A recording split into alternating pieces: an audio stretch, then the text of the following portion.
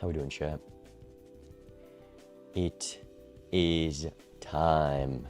$10,000 tournament semifinals. We're still in this, and we're finishing it out this weekend.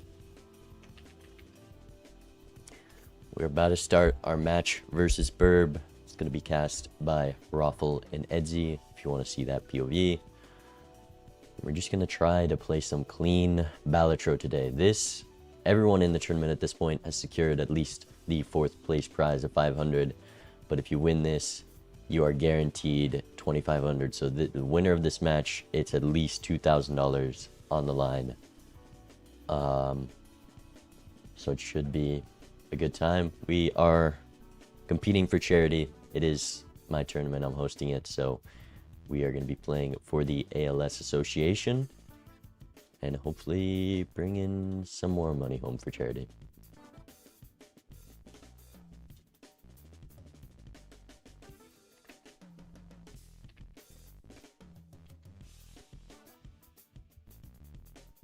Alright, we're going Black Stake.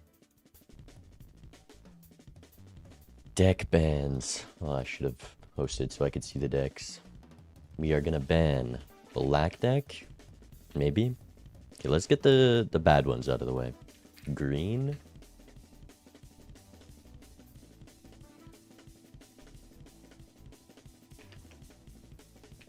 Plasma. Checkered. Nebula. Black. And...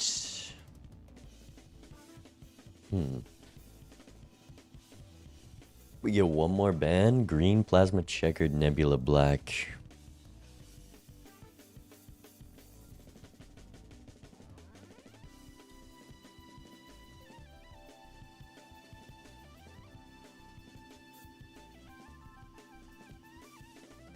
And let's say...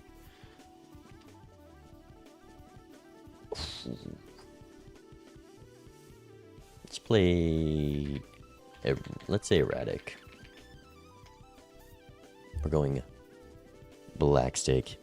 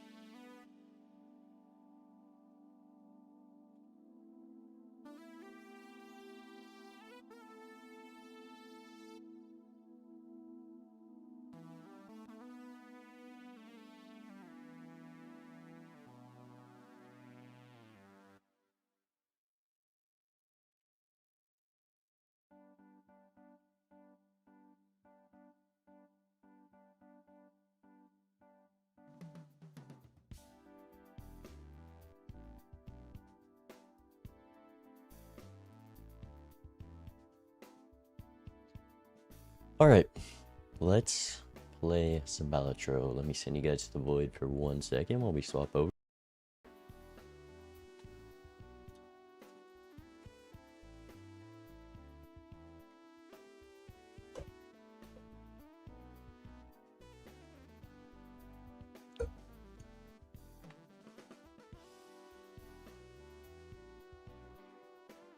Jump scare.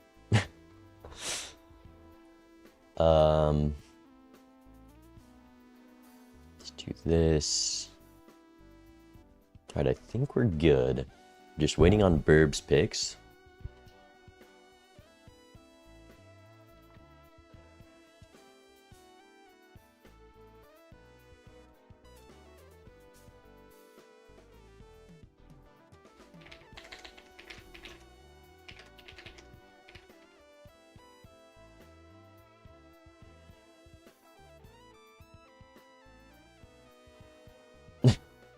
I banned 6 decks. That's how we've been doing it the whole tournament, and they're forgetting and thinking it's 5.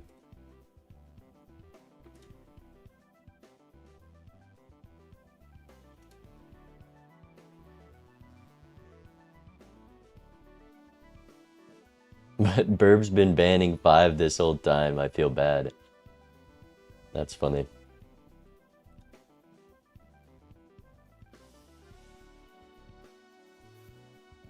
Oh, some people have been banning 5. I forget, but it is 6.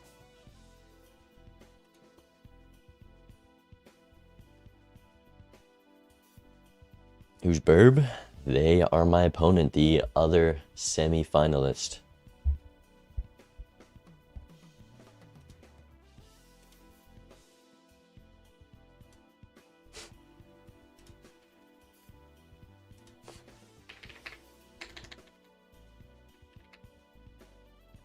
Never mind, I'm the dumb one. In the rules it says Ghost.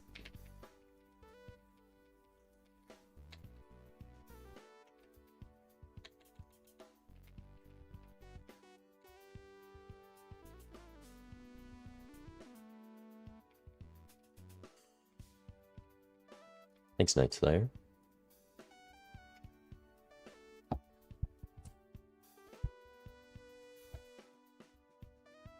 I guess I'm the idiot.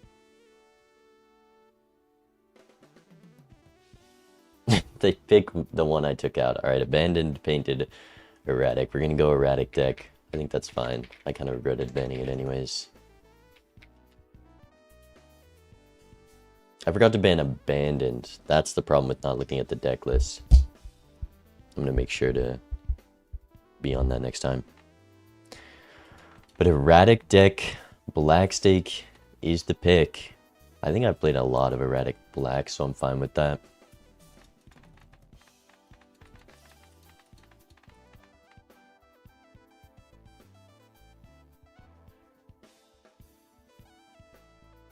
Alright. Shall we play the game? Let me close out a chat. Let's get in it. Appreciate it, Domo. Let's run it.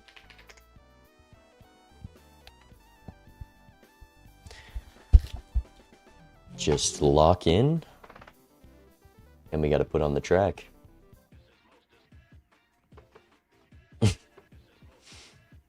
Okay, well. Let's look at the deck while they're deciding on the skip. Queens and Kings seems simple. Queens, Kings, Jacks. And it's the most face card deck. There's a lot of 5s as well for the early game 5 of a kinds, one hand outs. I wouldn't hate taking the skip because I can one hand win the big blind and still afford voucher. It's also small blind. I might even take the skip if they don't.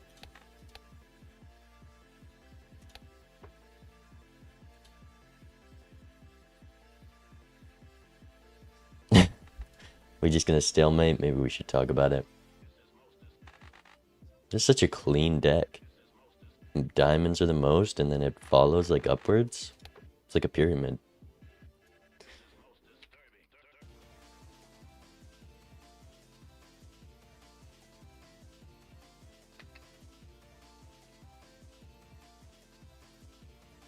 Alright, we're doing no skip.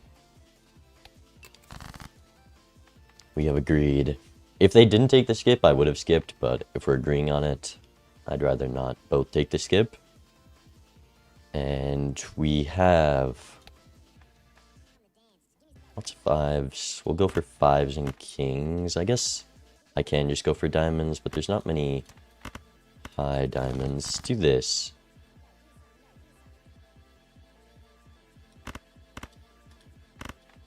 Let's look for the flush house unlock. That seems worthwhile.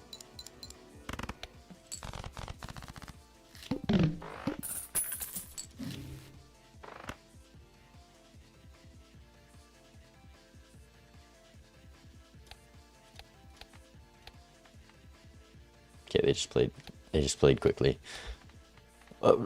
Shoot.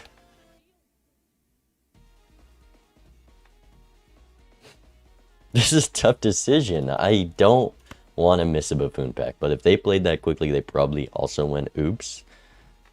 Do I want to spin the wheel if I buy oops? Then I'll have no money for the next shop. I might just go buffoon. Never miss a buffoon pack. They're also playing very fast, which is scary. Let's just do this. Go next. We're heading Joker queue. Just chill. Let's go 5s for the one shot. Gonna unlock 5 of a kind as well.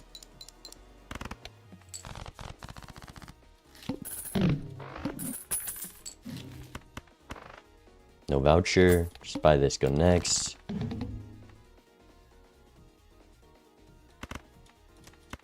We can't do that because of the debuffed.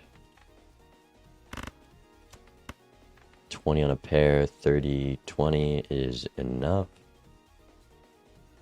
Ship it.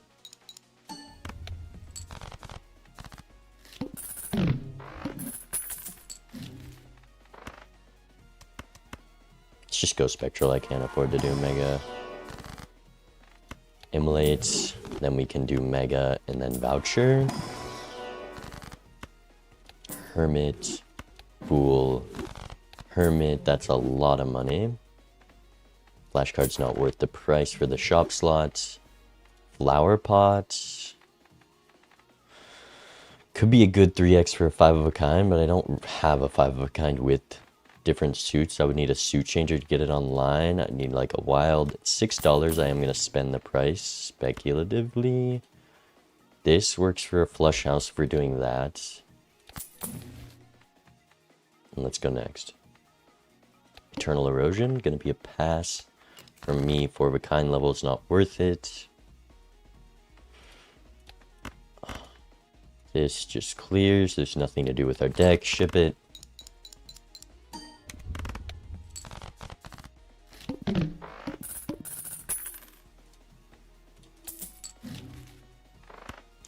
Burglar could be because we have the Raised Fist, and if we find solid chips, that's going to be very strong. It's also Econ for the time being. Do want to hit 1 roll in the shop if I can. There's the levers for the Flower Pot. That is nice. We'll go Judgment or Temperance. I think with how much I want to spend this shop, we'll go Temperance.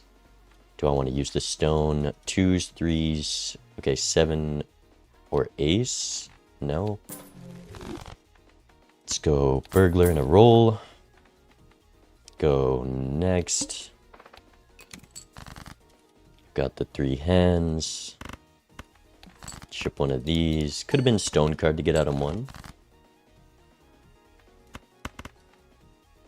This also clears 4s, 7s. Let's just do one of these.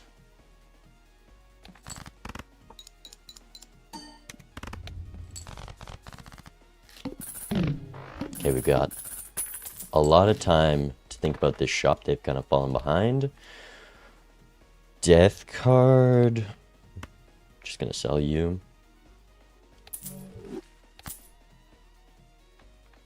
I guess I should have checked this, but there's nothing that really works with this stone card. Faceless is good, but I think this seed is too strong to take an Eternal Econ at this point.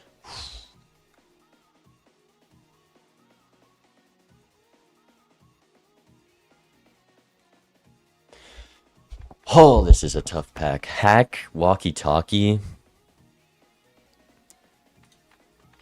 I guess only 3 4s, 4 10s is not the greatest walkie-talkie. It is holographic, though. I think I have to take this family. We're going to go Kings, Flower Pot likely, maybe 5s Flower Pot. It could be Hack and Family. It'll be Sell You. I don't think we need a Burglar because we're just going to be doing 1 big hand with the family.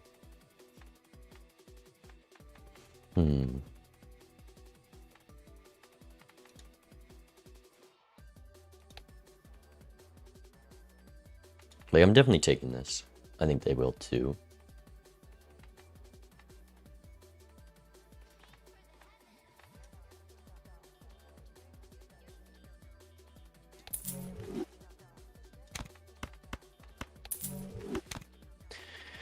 Take the hack. Could be misprint over raised fist. Flush house level, not needed, but we'll block into this pack for the 5 of a kind level. Let's go 3 of a kind, maybe 2 pair into 5 of a kind. And 1 more roll. Flush level, priestess, no. I think we're going to be up flower pot in the PvP, so I like the odds. Likely go for 5s, use our death on that, and then we'll be up to 10 5s, and we can always pivot into face cards later because we have 6 kings and queens. And I'm not going to go next because we have no econ to afford to roll here. So I think with the dice, this hack has a strong potential. I'm happy to build into 5s. And I'm ready for the first PvP, I guess. 2 pair, no flower pot value, kind of feels bad. But we did level up 2 pair. No diamond in it. Should have taken an eternal splash. Definitely want to do this. Ship it. There's the first 5. Flower pot's gonna be pretty, or not flower pot. Okay, they get 3k first hand. Maybe they kept the clever joker. I wouldn't take clever over anything I have at the moment.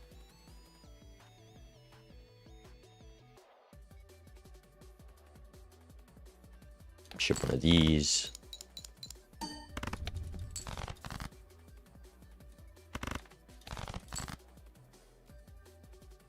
Why not just give me a free flower pot hand?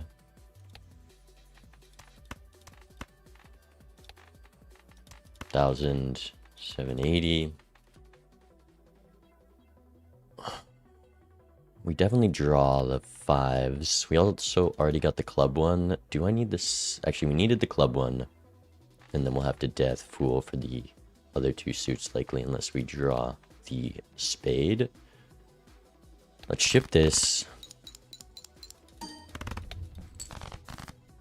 Get 1 hand back. We have our hands. Do I want to death away 2 4s? Maybe not when I'm building into 5s. We'll look for the 7s.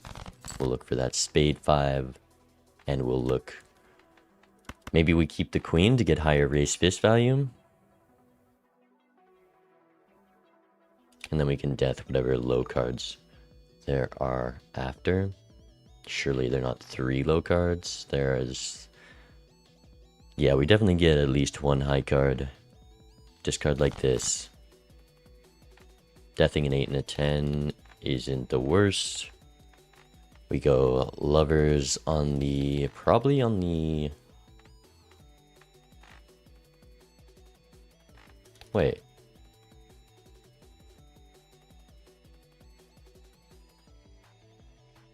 My 5s left to the immolate. I didn't realize how low 5s I had. I wasn't locked in. We're still going to go 5s here, though. Let's go lovers.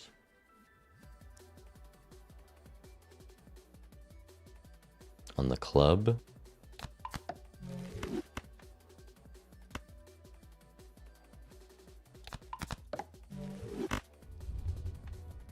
Leveled up 5 of a kind, 20 malt, 4x with the flower pot. Let's see if they beat that. 89k. So whatever tempo they have doesn't get close to that. So they have to also have gone for the high scoring line that I did.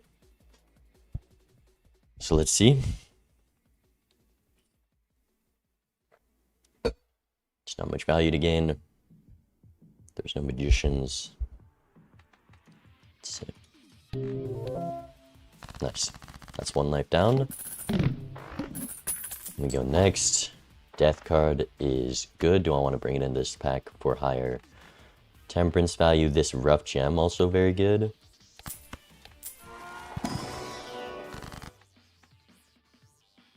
Damn. Loved another Lover's 5. If I'm buying Rough Gem, maybe we just hit the star. If I'm buying Rough Gem, maybe we hit the Judgment because we have the room for it. I think I want to put a couple more hackable Rough Gem cards.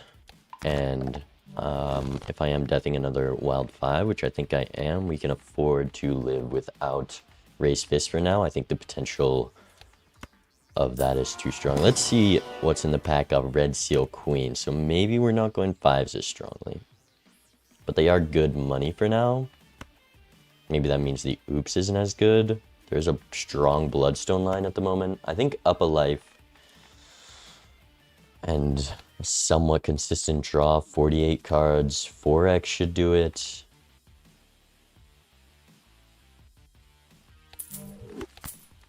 Okay, let's hope we can get some money to get that interest back. That is a good start. Let's see if that can get me close without winning. It's probably going to be a bit more than I want to score right now. Maybe that's fine. We can just play some pairs and stuff.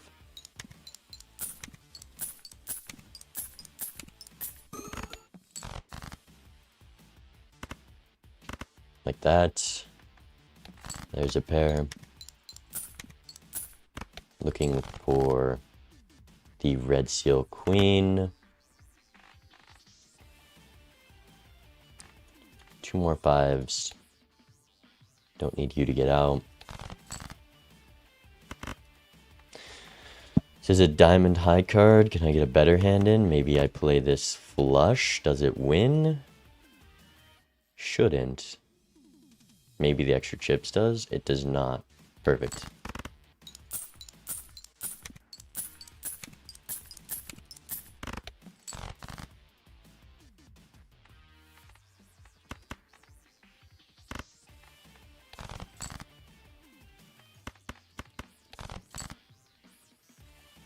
Okay, we'll death a 10 into the queen, and then we still have the flush. Let's do it like this. Chip it. And we've gotten up to interest.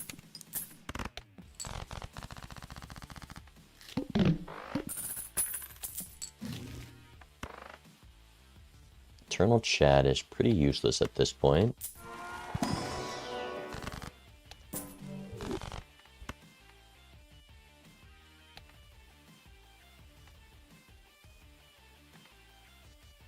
We have retriggers already. 2 more retriggers is just not good enough. Let's go Tarot Merchant and roll a couple times before the Spectral. Wild 5's looking pretty good right now. Obviously the queens are going to be the long term. Let's go like this. Unless we get a Deja Vu and a 5 in this pack, that'd be pretty cool. Well, let's buy you before. Maybe if I'm up a life, we can drop Flower Pot. And if we're doing Ancient, I would need a lot of luck to get Flower Pot online. Still have the family, which is kind of in the way. Hopefully they at least took that. Maybe they didn't, though. Maybe I want to check for an Onk first. Maybe I would never Onk with the family. I would never Onk the family for sure. Let's do this. Let's buy you. Probably going to Temperance now, so we're not blocking it with Tarot Merchant. Not Eternal DNA. Death is too strong at this point. Even a Lover's be worth fooling over that money. Spades. We're not going to skip, so probably not. I will keep an eye out, make sure they don't skip as well. You're on Temperance, that's fine. Foiled on the Eternal. Diamonds. We don't want more diamonds. Unless it hits diamonds, then well, I have the kings. And the 5s. But maybe the spades was more useless. Whatever, let's buy this, open here. And there is a Wraith, frick. Dice goes. Could be Gold Seal. The duo. Kind of a bummer, but it's only $11 Wraith. It's not the end of the world because we can sell it. It's also a solid amount of money. Maybe I want this Empress over the World card. Maybe I want some safety from Ancient on Spades. If we're playing stuff like this, straight flush shouldn't win. Crazy first draw though.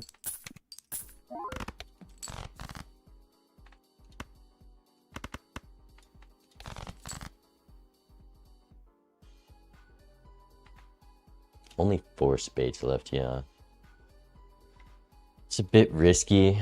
Could go full kings with all these diamond kings and then play any diamonds. At the end, 4 of a kind should just clear that.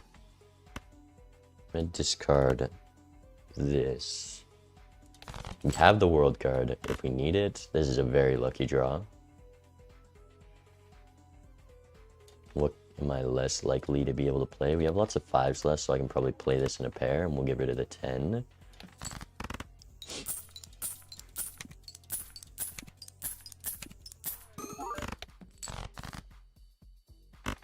Perfect. Ship one of these, and surely we find the kings.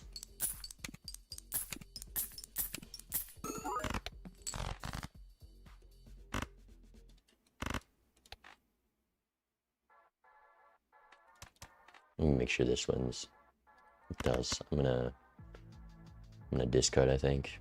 It could be 10 jack queen king ace. Maybe that's the most profitable. And then we discard, see what else we can draw. 500's enough.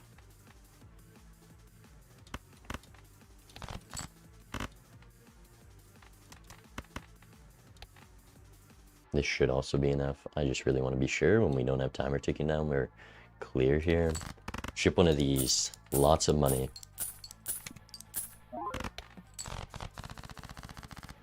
Ancient hits hearts. Okay. That's something. DNA comes back. Give me fool for DNA or fool for lovers, please. Strength.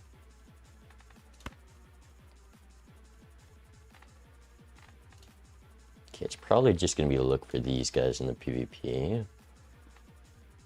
They haven't timered me, which is very kind of them. Probably sell the duo. Part of me thinks they didn't. Wraith. This is a bad hangman, but I am gonna do this over everything else in this bag. Could be strength on the jack, but no.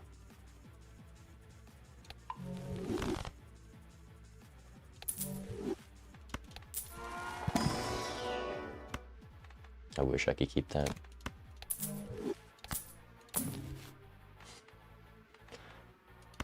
Shoot. Okay, I guess we go sun death. Should have fooled the temperance. Crazy tarots. All right, I need to go. I really need to. I'll be right back, chat.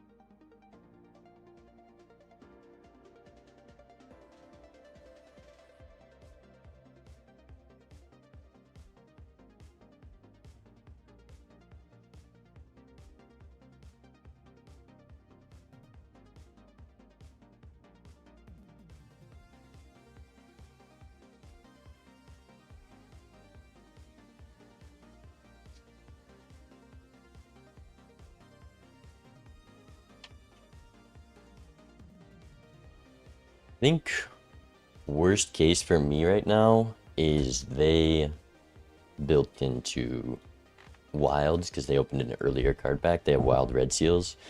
We do have the 5s. The 5s technically score the most right now. Maybe I go flush 5 because I don't need it. There's no turning those to hearts doesn't help me at all.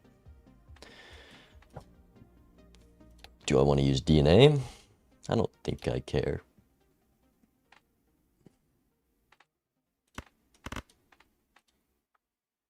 Flush house is worse because it's not 4 of a kind. And flush 5 is worse of queens because we don't have retriggers on all of them.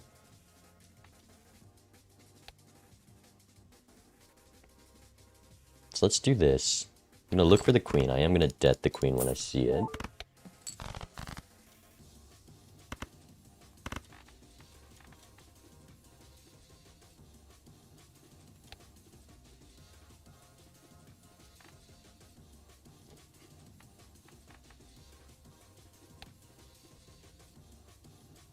Let's do one of these.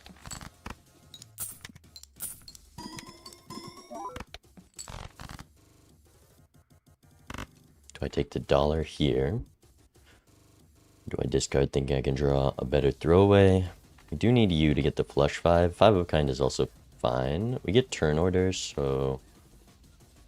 I mean, this is the discard I'm gonna do no matter what, right? I would never do this. I guess unless they put up a tiny number, maybe they completely brick their draw. Let's see.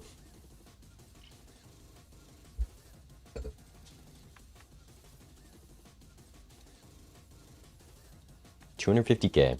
Okay, that's 100% beatable. We just go for the 5s. To the discard. There's the queens.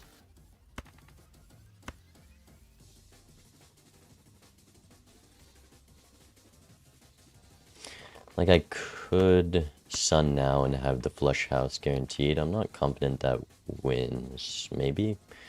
It'd be 50x flush house, 25 of 250,000, 3k. We have the foil. Don't have any levels. Like, I just get there with the 5 of a kind. It's chum. But let's use the death. We're gonna have lots of hearts after this, so I'm just gonna death the 7. Just discard one of these.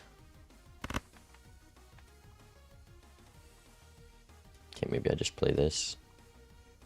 2 7s, kings. There's a very high chance I can make another $3 by greeting a little more, so I am gonna discard again.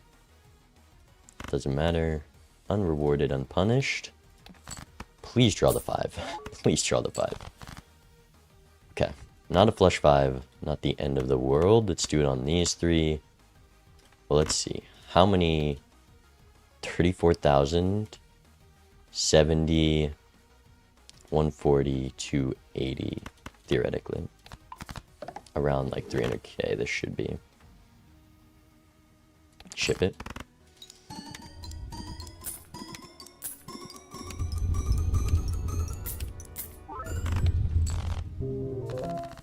Ancient hits diamonds. That's good for farming money. They're on 2 lives. Mega Spectral. Let's go... Don't want to go... Temperance is pretty big right now. I'm going to tank the dollar, surely. Okay, it wasn't a Temperance, but that is huge. Now we have our DNA target. Let's go here. Let's go 1 roll into the Mega Spectral.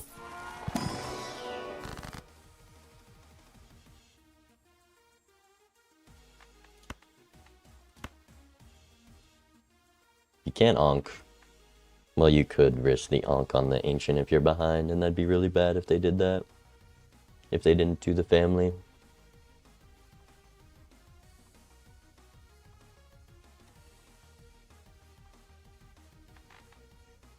See this. Holographic. It's a cheap Wraith, but what do I get rid of is the problem. I could get rid of Hack if we're building into the Queens now. But it is money at the moment.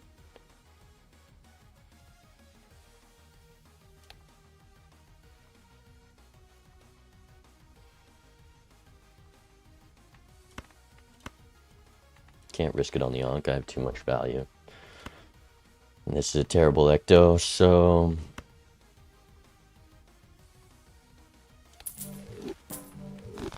Huge baseball. I'm so glad I've taken 2 terrible races this game. But let's fix idle, guys. I think idle's the problem. Alright, run it. Small blind. This sucks.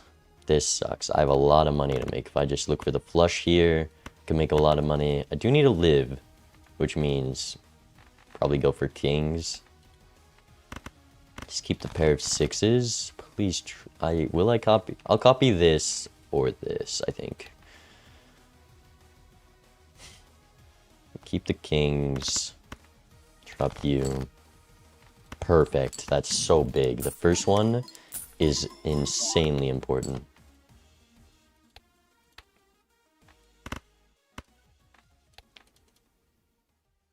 Let's do this and then look for the kings maybe. How much is this? 7,000 is too much.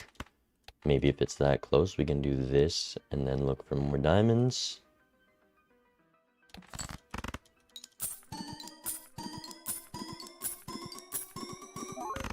Or I could have sold baseball. That was another line.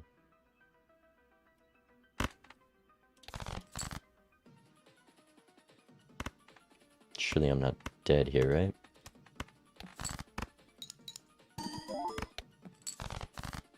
Big.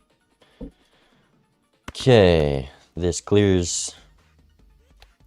No hack, no reason to play the 5, ship it. Maybe I should have dropped this guy. They hit the timer in the small blind. They are not happy, and I am not happy with that. Let's just open this. Surely there's not a third wraith. Just throw it on the queen. Foil. It hits spades. We definitely don't skip. No flush 5 unlock. No reason to do planets. Let's just go next. Devil, you are my copy target. We're going spades here. I can do spades. Do I do queens 5 of a kind? I can still do that if I drop you to live. 115 seconds is chill. Let's play one of these.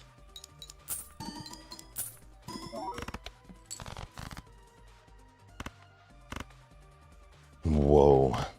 Let's not ship that.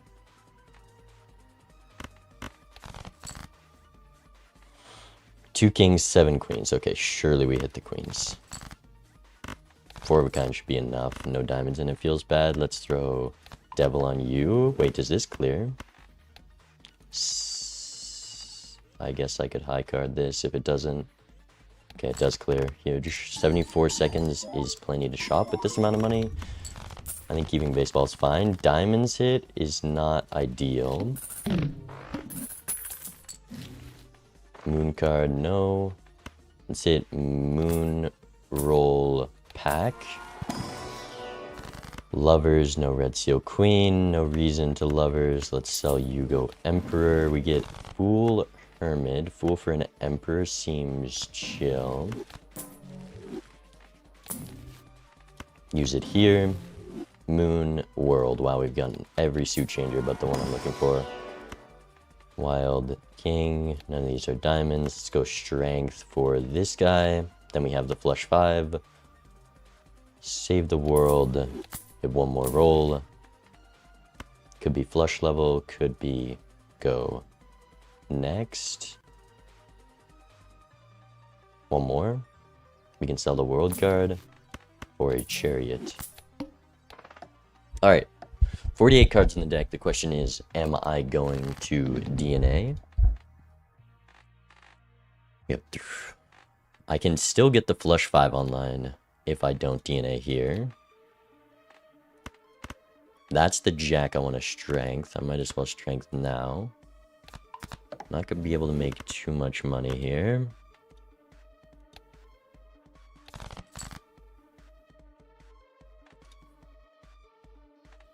I want to draw these 2 cards.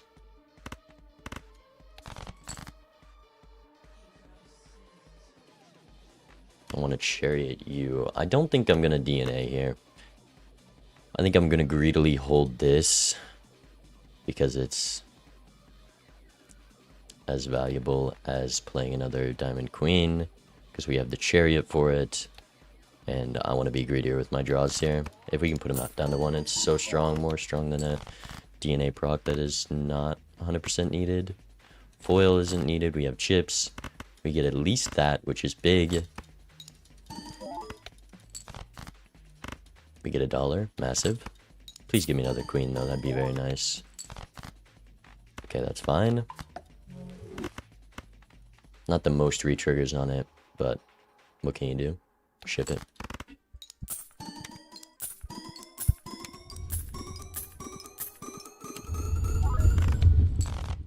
600k. What do they got? Diamonds is the best hit if they, based off the base deck, if they went hack, they could still be on the 5s. 666.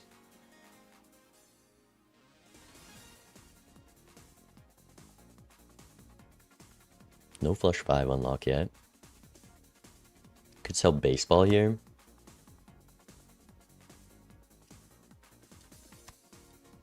I'm gonna keep it. It's a rare block.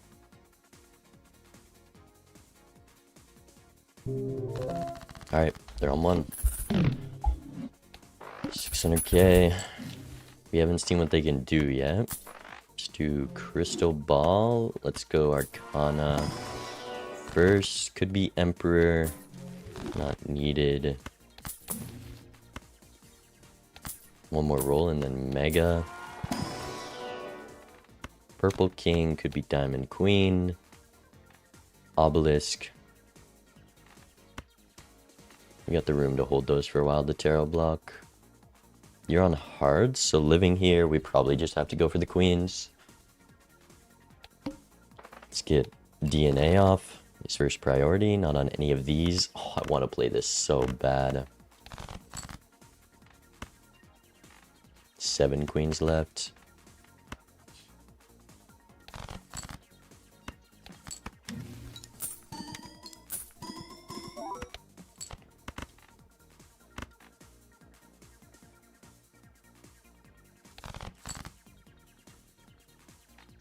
Brutal.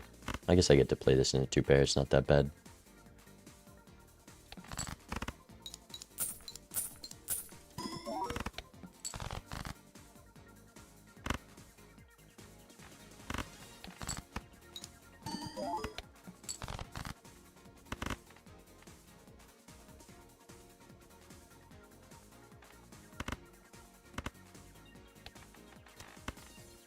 There's no way this clears. I'm just not even gonna try it. Let's go bonus on these two. Because why not? Ship it.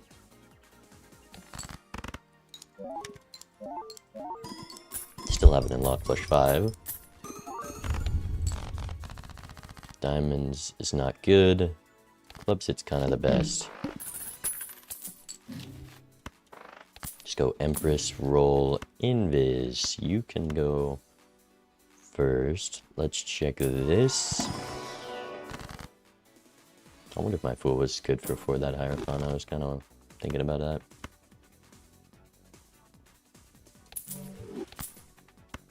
Let's go roll, rebate on Queen's Eternal, too late. Money.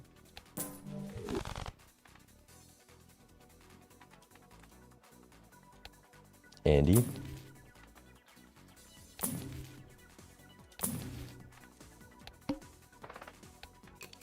Alright, this is the last DNA to get the consistent flush 5. I guess we already have the consistent flush 5, but not of red seals. I hit the timer. This is the last piece of the puzzle.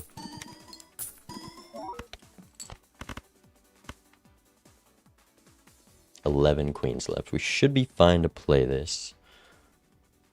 Timer is ticking. It's chill.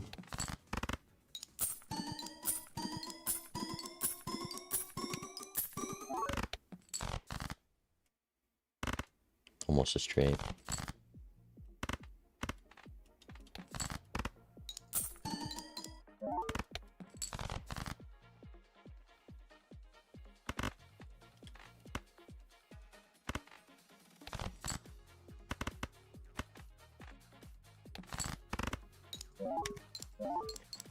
Okay, 100 seconds, still a round left on Invis. Rough Gem, probably the first to go. It could be DNA. Hearts hit is fine, I guess.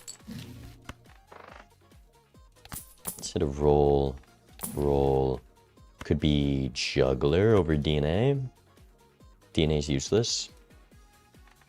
Let's go Buffoon Pack. Let's go one of these. Let's go one of these. Let's go pop the Emperor. Wheel me again? Okay, so like, what's the point of the game anymore? Trio versus Juggler.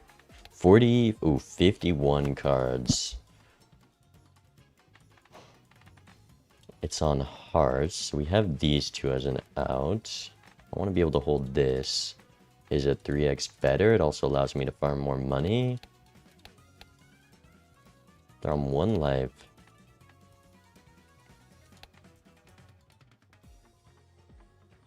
And we're going to pop Invis next round.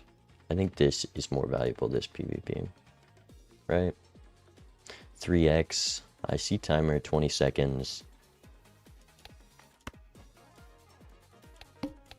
I want to find the flush 5. I think if I find the flush 5, I'm in a good spot. So we're going to do this, plus we get to start off with one of these because of Juggler.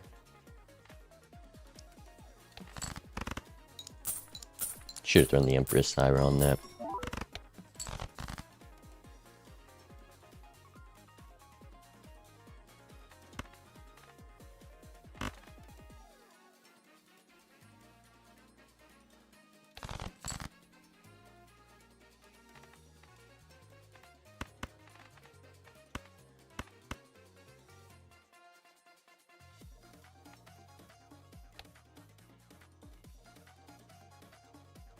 See, because I can't just play this flush for full money. Let's see what they score.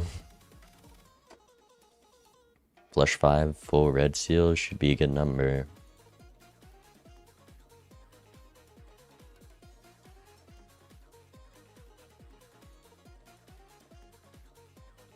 I don't think I have that though.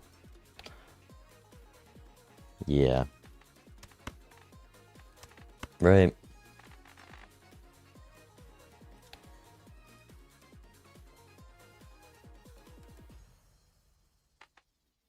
$50x, 250x flush 5 is just not there.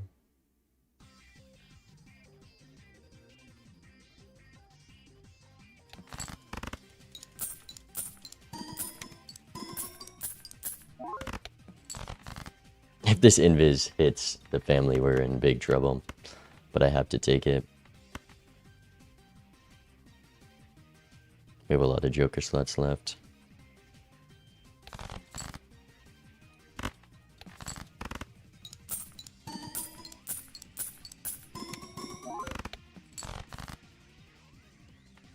I would like to find another Joker before I pop Invis. Also, I wasn't gonna get nowhere near to what they scored with these draws. Holy, I would have been mad.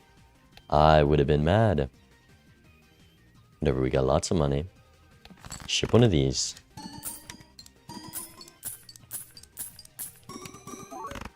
We definitely want to find another Joker before we pop Invis to have less chance of family. Surely a photograph? Maybe I don't want to take that risk, but I want this photo. Could be never high card. Okay, please. Nice. Never punished. Get the hand size back. I'll buy you because you're $6. Temperance value. 2 8s. Death card. Chariot and shop. Let's go like this. Could be death on another queen, so we don't do this bottom deck shenanigans.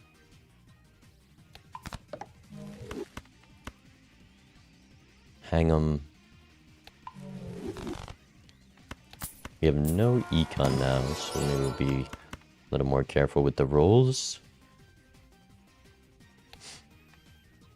Alright, we easily beat what they scored last time with this. Let's just hope that's what they have.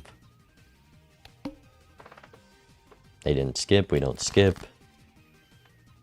Let's throw one of these around. Could be Chariot on the purple king, because that's what I want to death at this point with a flush 5.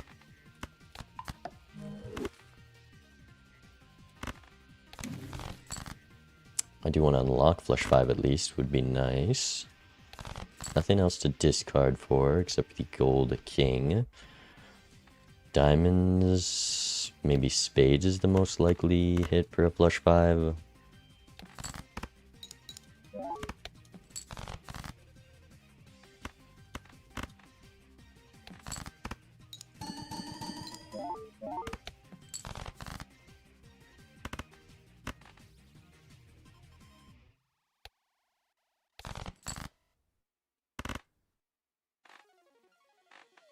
gamble for this. Don't think it's worth it.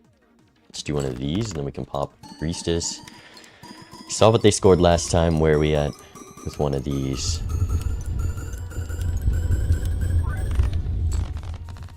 That's bigger than that. That's a good sign. Diamonds. He's fine. Could be Scary Voice over Baron. I think with the hand size, we can actually utilize this Baron. So we're probably just going to go here in both packs. Could be Blue Seal.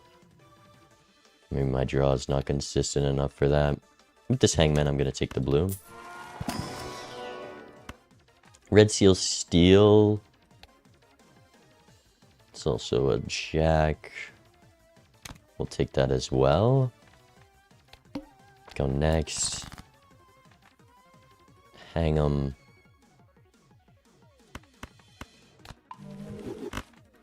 Just have no money, man. Okay, I do want to win ASAP. Actually, no, I want to get Blue Seal value. It's actually quite important.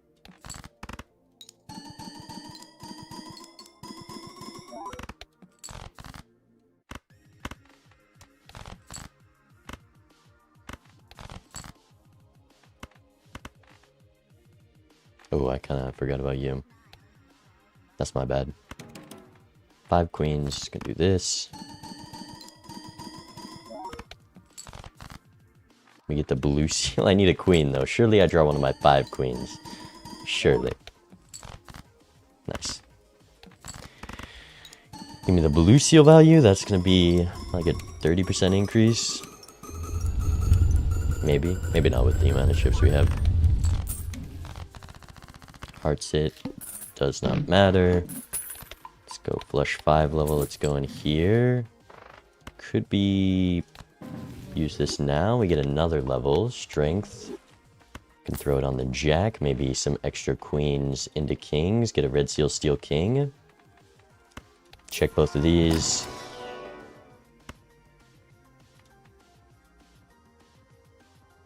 I think with how much I want to draw, I don't know if this is worth... Nah, I need it.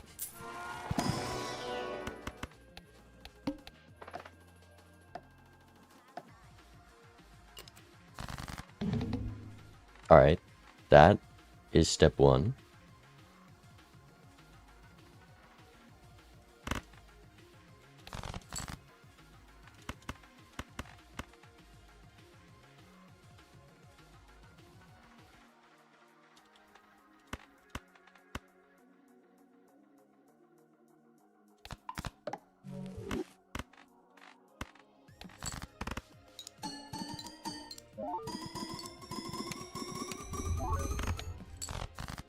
Not too shabby. Drop the Blue Seal here. Drop a Spade Queen. Save the discards for the 2 purples. Do one of these.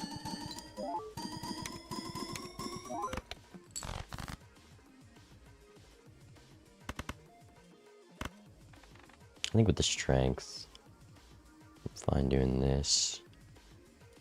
Maybe we wait to see, but there's nothing really to do, so let's do one of these.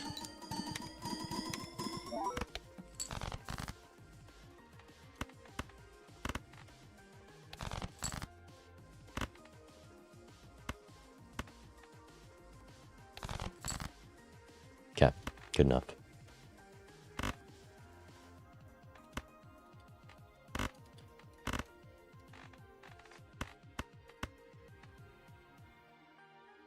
We should score about 1 billion,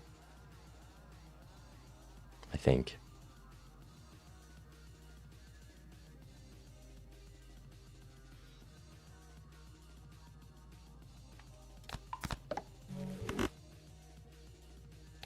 Rip it.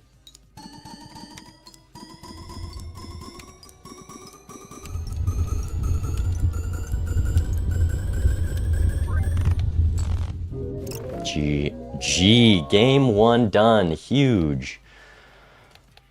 We don't get to see their jokers. It didn't load.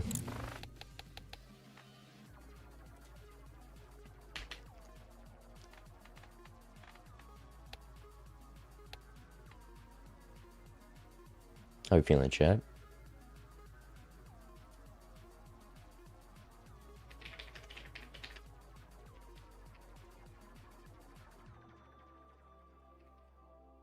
It's a best of 3, so this isn't game yet.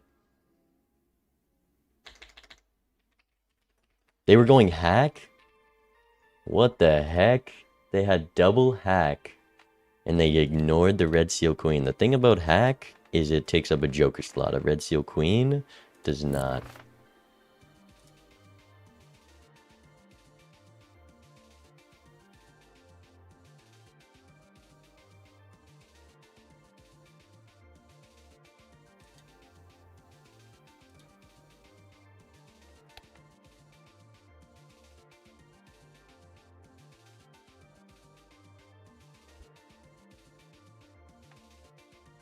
Alright. They had double hack. They did take the family and then ancient trio. I think the difference game or PvP one was probably flower pot in my guess. They didn't spin enough wheels to get the foil family.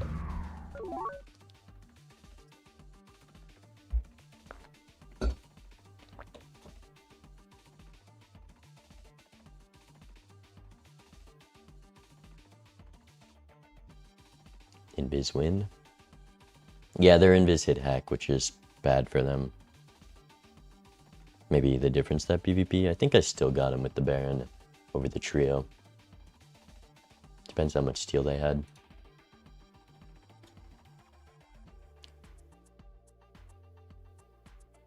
Alright.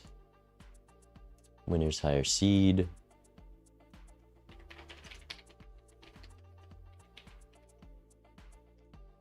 Guessing we're going black stake again.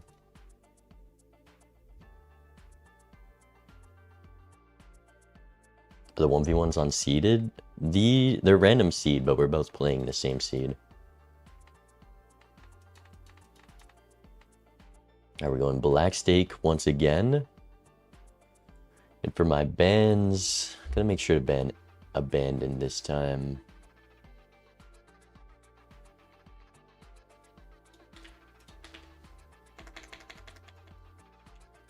We can swap it out for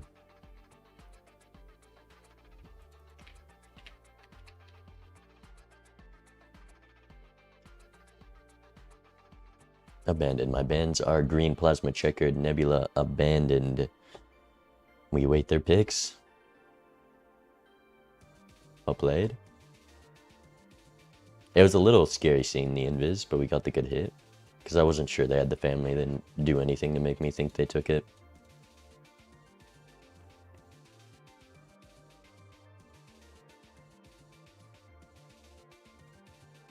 Erratic, painted black. Okay, they're just going to force erratic every game. Erratic it is. Run it back. Crazy going back to erratic after losing like that.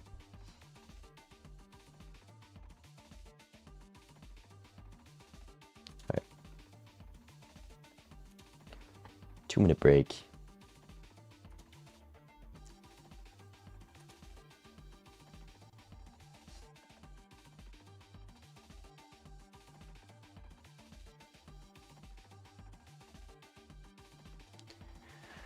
We run it back, chat.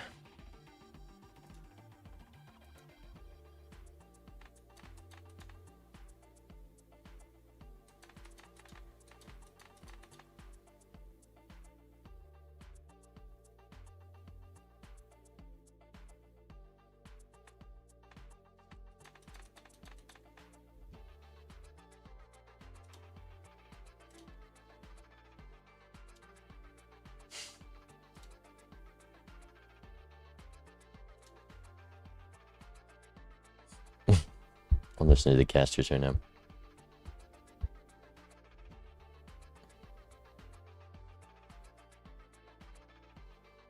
Man, that was a quick game. 1 hour? Could be out of here in 2. Let me get to cast. The match after this is Star Toad versus Max Wu. That is going to be a fun watch, and I get to cast that one. But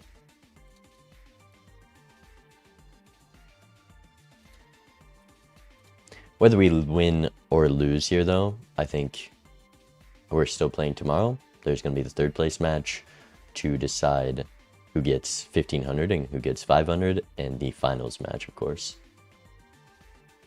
All right, we are ready. Closing out a chat.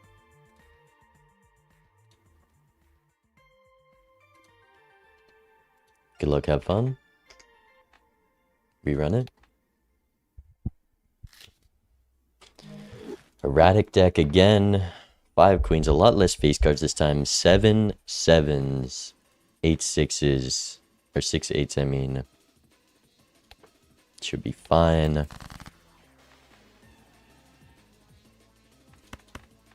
Lots of diamonds, but also lots of sevens. So let's discard like this. How many clubs? 7 clubs left. Maybe all of them do get out in one. So let's just ship that, get out.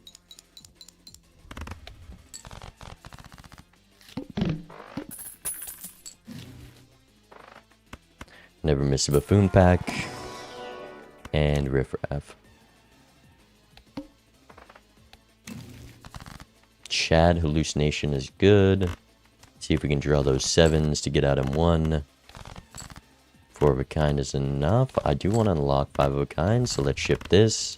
Definitely don't want to sell either of these for interest. It's going to be hard navigating around these two with riffraff. You only got so many joker slots, especially if there's a joker you want to buy here, like an idol. Could be celestial pack if I'm going to be selling hallucination. Could be just go next. Could be blank voucher. I think if I'm selling hallucination, I want to get at least 1 proc. And the chance of a 5 of a kind level C was worth it. Take a 4 of a kind level though. We'll sell you. Go next. Sly and Square is pretty terrible.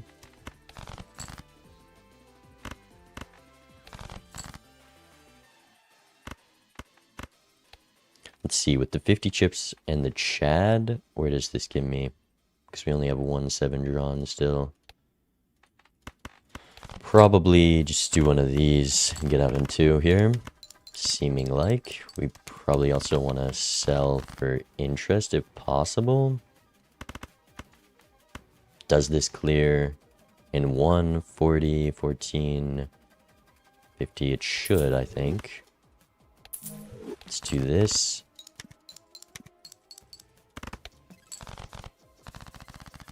Get the interest. 5 of diamonds is a pretty bad hit.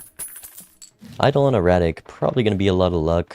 Don't need you, don't need any of this. We want to save money for Hermit. Let's just go next. Delayed Grat and straights.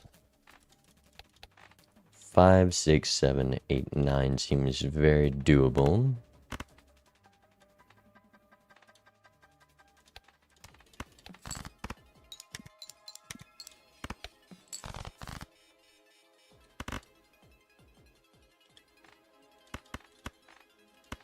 Four, 5, 7, 8. Bunch of 6s. Run it.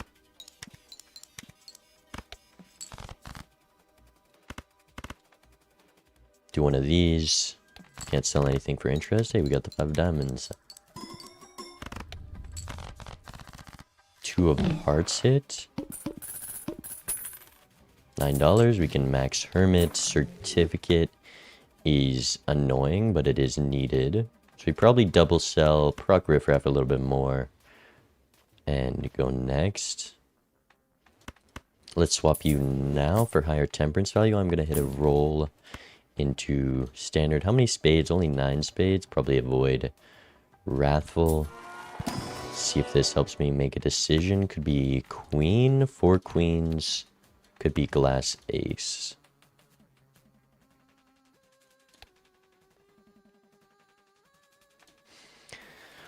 I think going this ace is too risky when we're probably going to just get a red seal. Could be this for a 5 of a kind level. Could be Empress for some safety. I think we can draw the 5 of a kind, hopefully. It hit 2 of hearts, which we can also throw in there. Just going to sell you. Popcorn's good. Gold Seal King is good. What do I want to play here? I have lots of kings. I get a 4 of a kind level or a 5 of a kind level if I'm lucky. 5 of a kind? I'll settle for the 4 of a kind.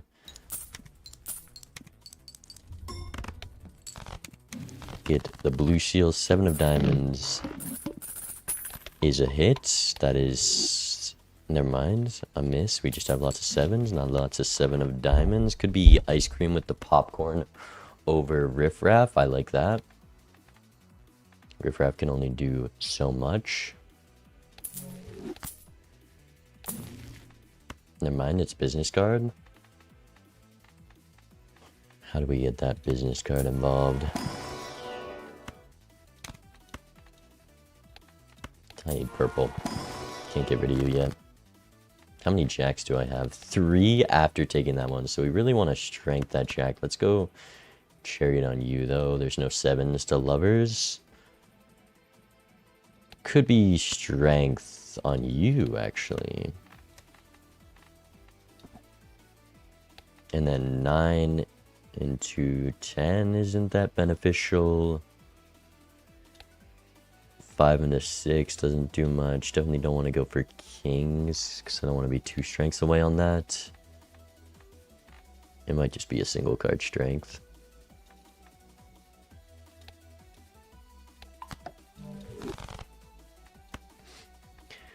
Okay, popcorn or ice cream. Ice cream does more for the idle hand when we're just going for 7s. Ice cream goes though. Let's go 1 roll. Let's go magician is huge for that jack.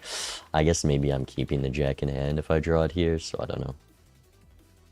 1 more roll, no, because I want to keep what I have. So we go next. We run it.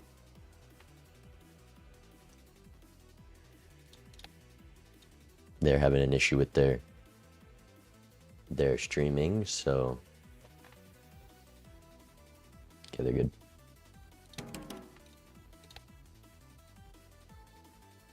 Surely they weren't.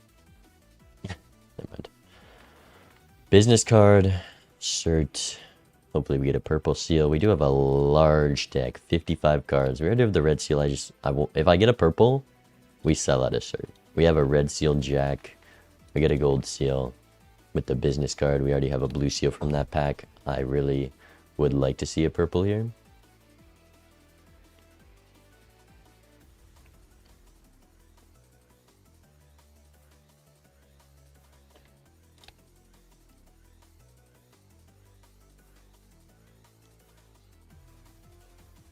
They're having issues with their stream. I'm just going to leave the timer paused. The odds it takes a life are low.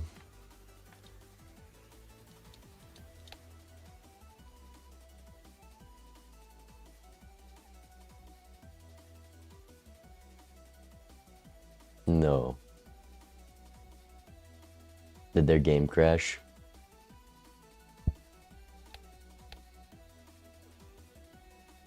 I think they disconnected. Yeah, they DC'd. It is before first PvP, so that's not going to be the win for me.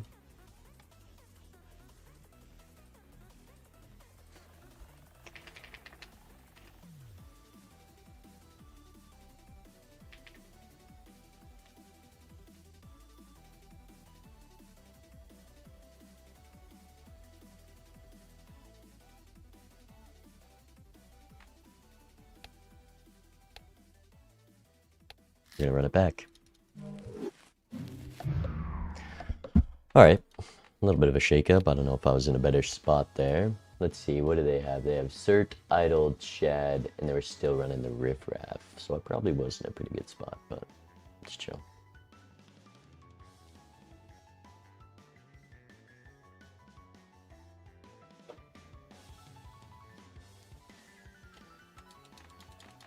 They're on hotel Wi-Fi, so you can't blame them.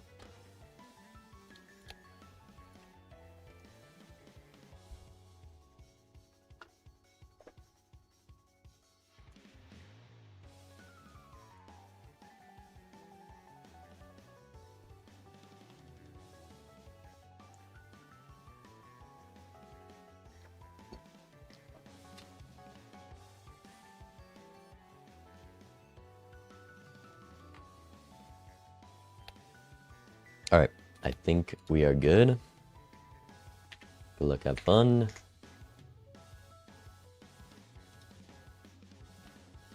And we run it. Locked in. Vainglorious Course.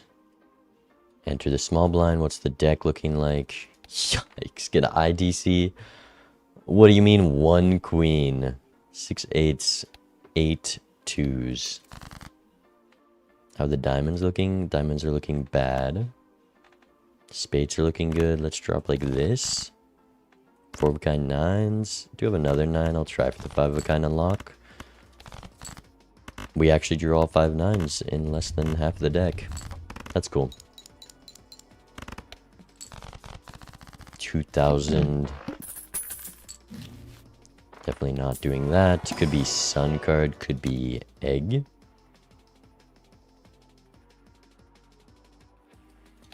No reason to sun card yet.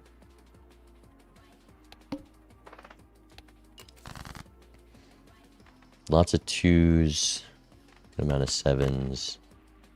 6s. Let's do this. Let's just go for the 2s. We get the 4 of a kind.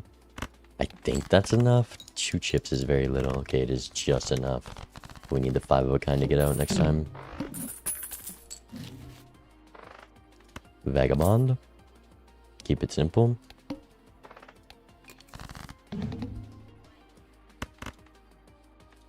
What do I want to build towards? Face cards, probably checks, because there's not enough to strength for queens. We'll keep you for the strength potential, and then we'll look for the 2s for the 5 of a kind. And for the rest of the tarots, we'll block the sun for now. Then one of these. Temperance is nice. I'm just gonna go sun like this. Definitely don't want a flush house. Do one of these. Lovers. Just chill.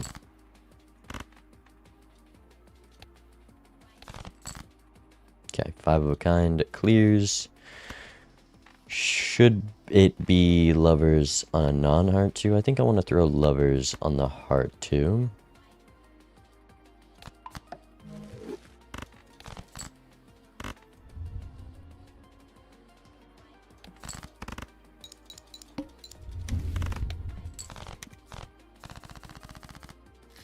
Probably gonna rip this now. Go into shop. We'll use the Emperor. Crystal Ball is great. Probably just boom, boom, boom. Can I do a 5 of a kind? We don't have a lot of spades. It could be Wrathful. Let's check this pack first. And the Emperor. Another Lovers. Could be Wrathful. It really could be, especially with that bad of a Joker. But I can't miss this.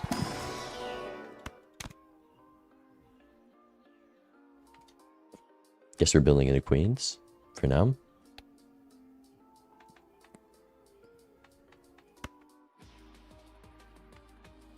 I think I'll be able to get the voucher later. I really...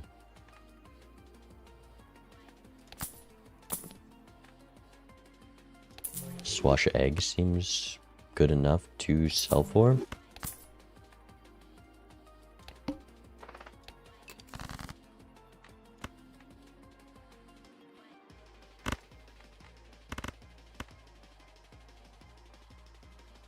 Do one of these. World card for the 2s. Look for that queen. We need to save the discard for that. Could be lovers on this. Could be just toss the world card down. Gives me a flush 5. Play you. Another world card. Should have blocked the world card, I guess. If I do this, I can't toss 5. It's fine.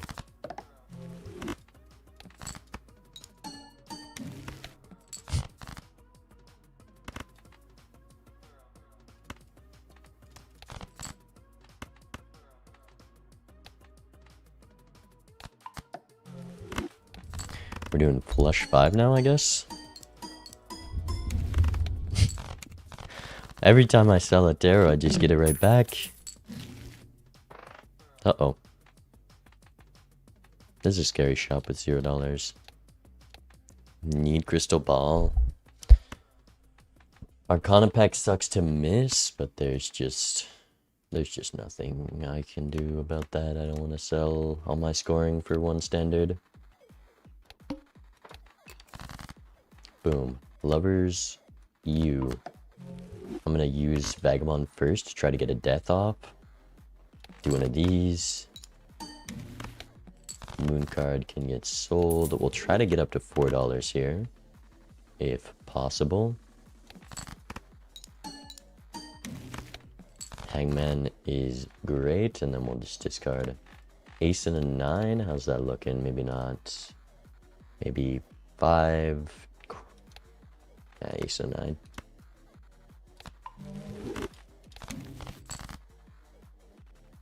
Nothing else to look for.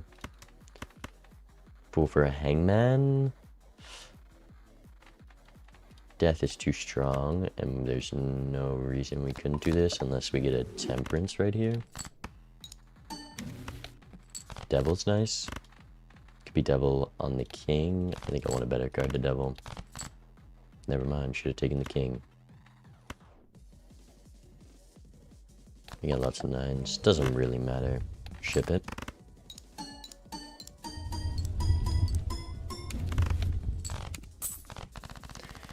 Okay, we need to get voucher here. Shoot. Alright. Surely there's a temperance in here.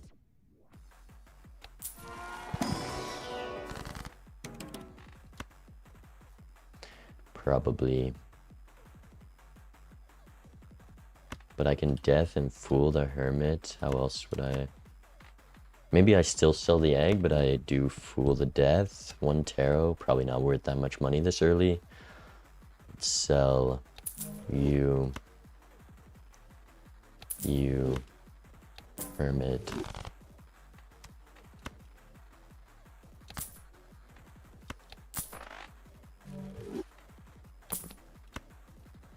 Tribe and Cardo's good here. Probably take both of them. Oh, I should have done this before, huh? Let's do Pluto. Let's sell you.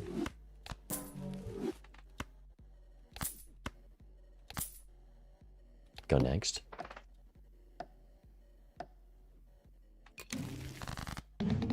Alright, looking for flush 5. Play other spades when I get them.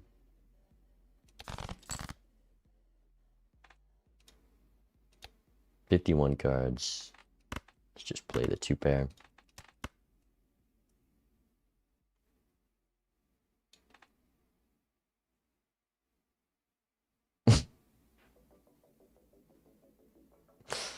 Okay, we've made our first mistake of the day. It's okay. We'll have some more money for next shop. We have Cardomancer to subsidize the lack of tarots as well as this purple. But it was obviously just the better play to get Vagabond value there.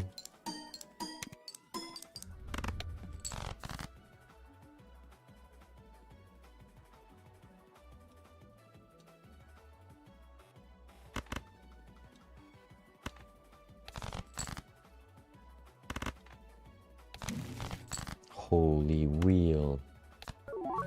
Foil, big. Could look for this guy. Don't think that's going to be worth it. Ship one of these. They definitely found the tribe if they made the same sell egg play there. But we'll see. 20k with the flush 5 and Wrathful. They get 10k. So they have something. Maybe that swashbuckler egg with the foil. We can still get another flush. Don't have any gold or anything to draw here. Don't want to tell them that I don't have a bunch of other 20k point hands, so let's hold.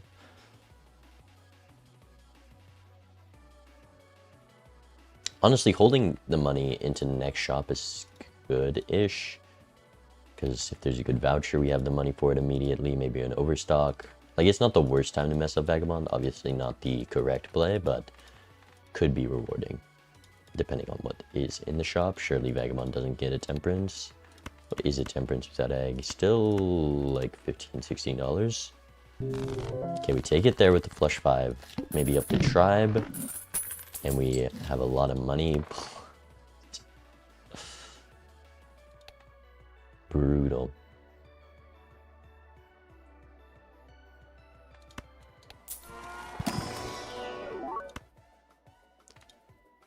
Gotta take the gold seal 5. Should take the red seal spade lucky 6. Don't love it, but we got Vagabond. We can work around it. Surely it'll give it Hangman. Okay. To this, roll photograph. Eternal 4x photograph with this lineup. We already have Bloodstone, and we're not anywhere close to being built into faces yet. Plus, I couldn't get down to Vagabond value if I did that.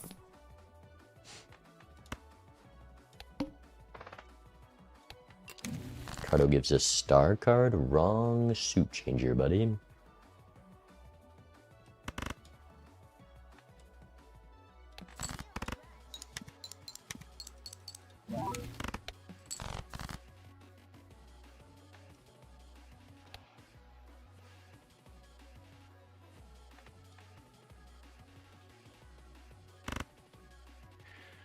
$2,600. How do I do a flush 5 if I draw another 5 or 6? How do I play these is what I'm wondering.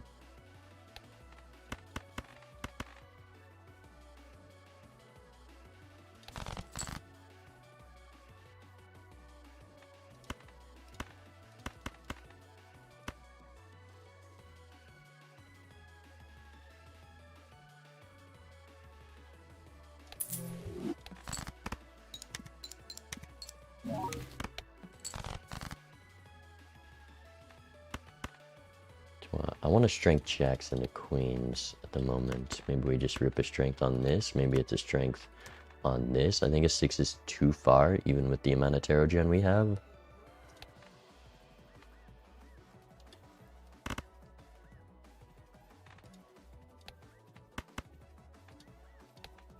Could be this and this.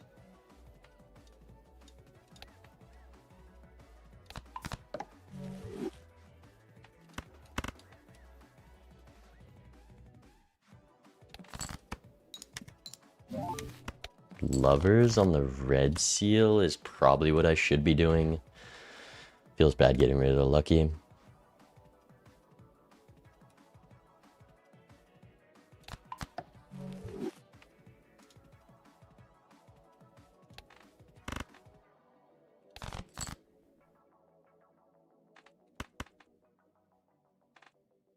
Oh, I definitely don't want to get rid of a heart 6. Is this clear? You have the purple still, that doesn't matter. This clears, ship it. Cold card.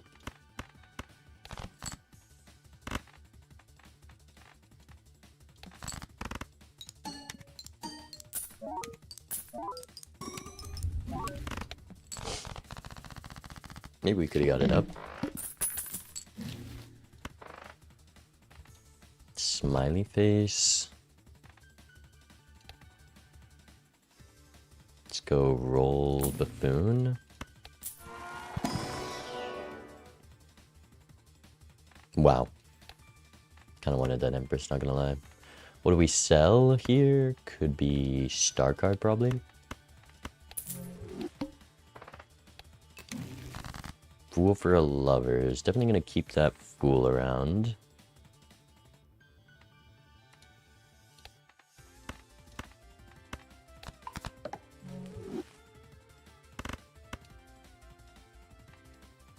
Let's do one of these.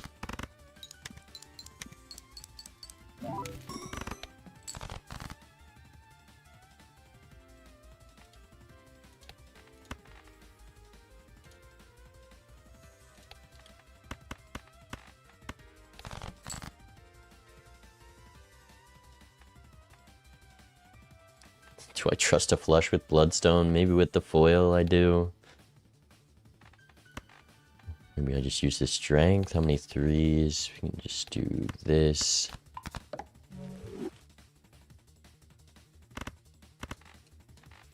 Can start with one of these.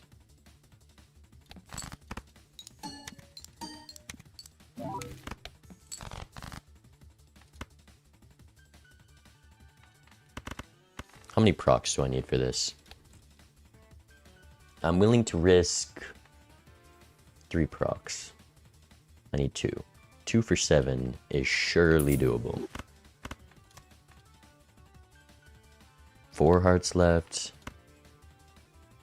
Can see 12 of 30 cards. Plus we have Vagabond.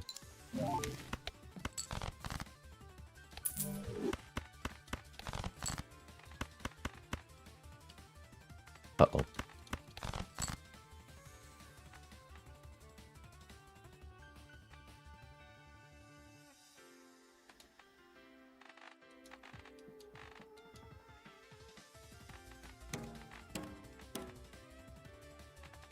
There was 8 outs there, and we missed all of them.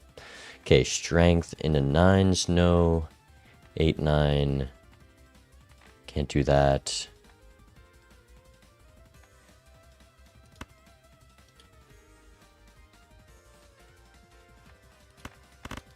What is there? 10. Jack, a straight. Straight doesn't even, like, have a chance of winning, really, though. Probably just have to do this. But we'll call it.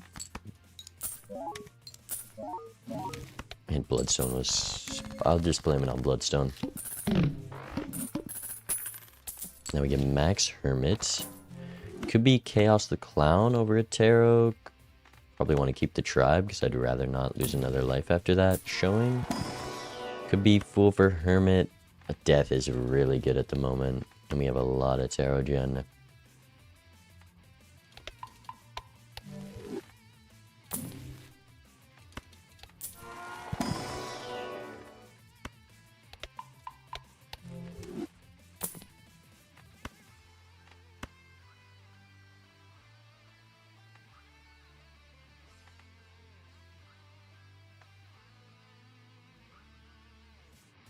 It's 14. I'm gonna be too... Surely there's a consumable. Okay, but I need to buy you, so it's chill.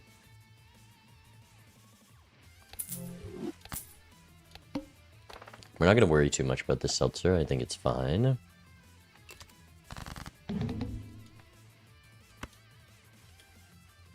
we can use the Hangman before. Keep the 6 of hearts. Maybe look for the flush house. 8s and 6s. Let's go hang the 4s. You're on Mars. Could be hang again. Nah, I want a death.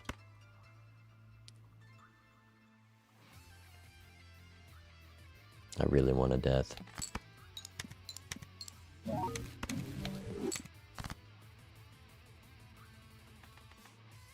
That's annoying. What do I do now? I just got this Wraith in the way. Tempted to sell out of you, but I just can't.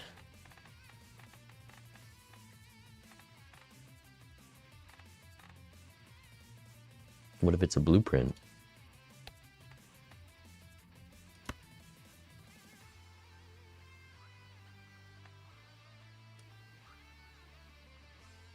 If I lose this, Hermit would be nice.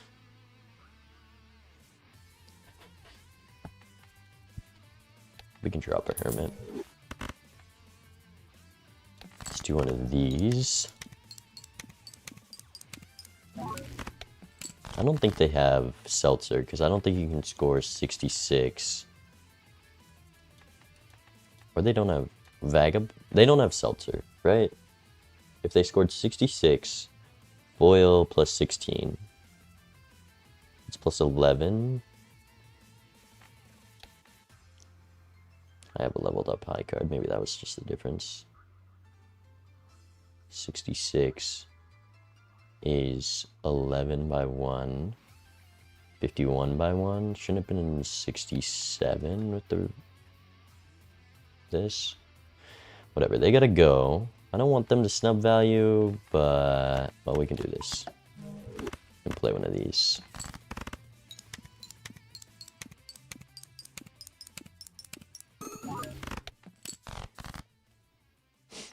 We got the 6. Rip the wheel. And we'll hold the gold. We have more 6s. Lots to draw. 100,000. Yeah, we need the flush house.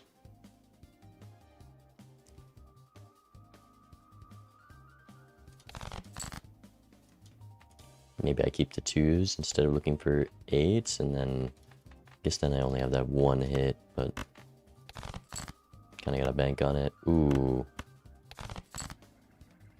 We hit the flush house. There's no way to know. Do I wraith now?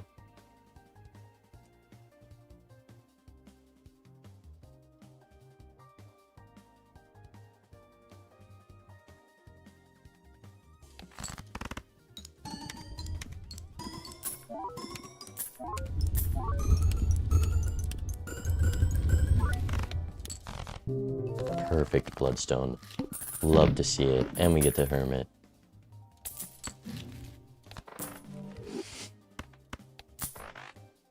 I'm probably gonna wraith so I can cycle whatever's in this buffoon pack for seltzer.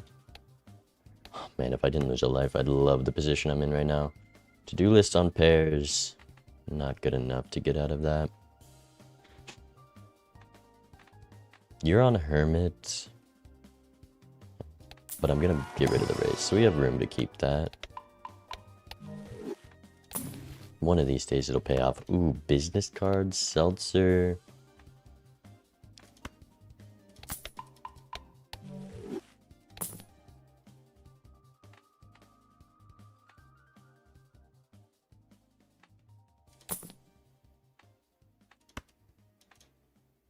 We are not drawing a straight flush with this deck. I'm not getting baited. Wow. Do I cycle this? I guess I get no money if I do that. So let's do this. The family... It's doable. Not if I'm getting rid of all my 6s, though. Surely we'll get a death one of these days.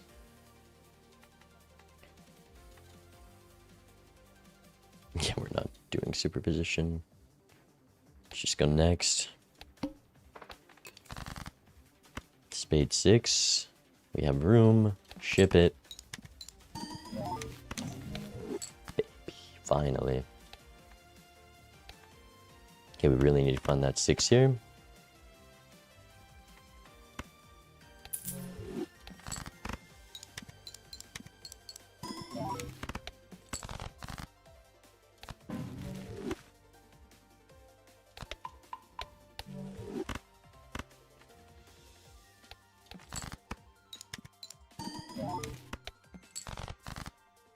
Nice. Oh, so nice. Okay, let's discard first. We already have unlocked flush 5s, so I don't gotta worry about that here. We get the gold seal. Let's go. Death. Fool. Death. Discard you.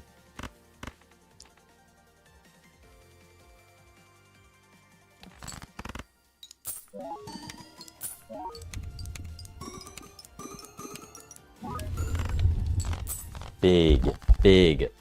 Greeting that fool for the perfect amount of time. I'm gonna do that. We're gonna temperance. We're gonna go and shop. Oh, God. If it's a high guard seed, I forfeit. Okay? Deal? Deal. But with the 6 cents, you can get a deja vu on a king. I'm already committed to red seal 6s. We're gonna have death this. We're gonna have flush 5 with bloodstone. This, there's not enough time for them to get it online if they do pivot to that, so we're just not gonna do that. Okay, surely we can get a flush 5 level here. Brutal. I'm gonna save this pack. I'm pretty scared of being able to spend down. Maybe we get out of Vagabond soon now that we have the flush 5 pretty consistently. There's no reason to for a hallucination. There isn't for a ticket either.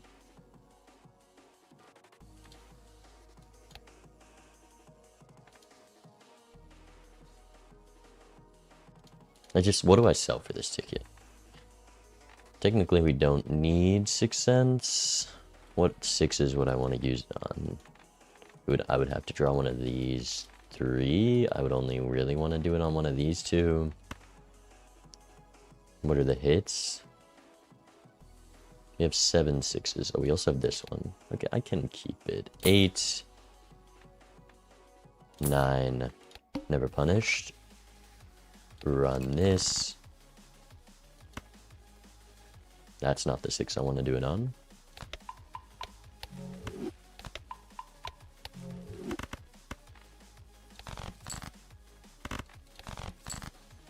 Perfect. And let's get rid of the death before we get the Vagabond hit.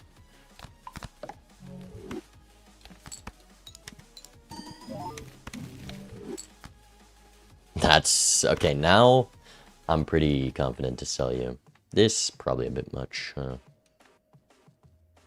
Maybe, yeah. 4 6s left. Can do this.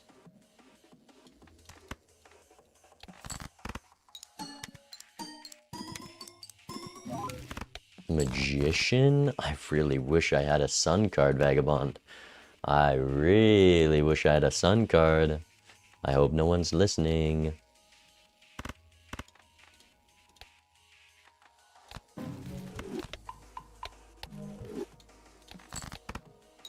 Come on. Not what I meant.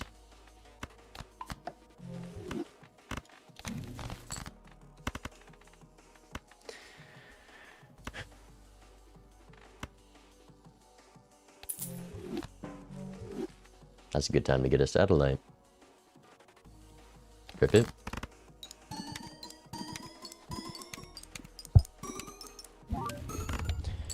Another judgment.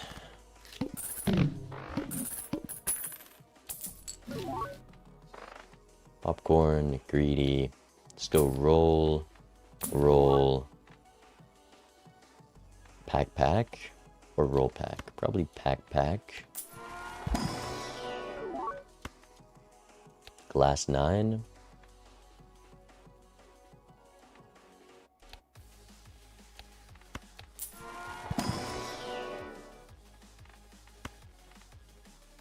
Red 9.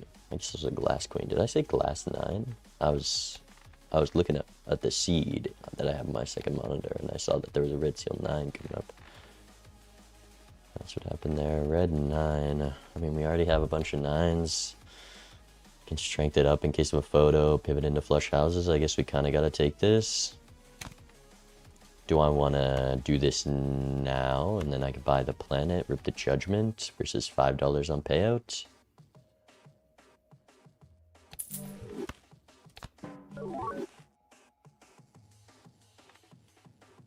You sell for 3.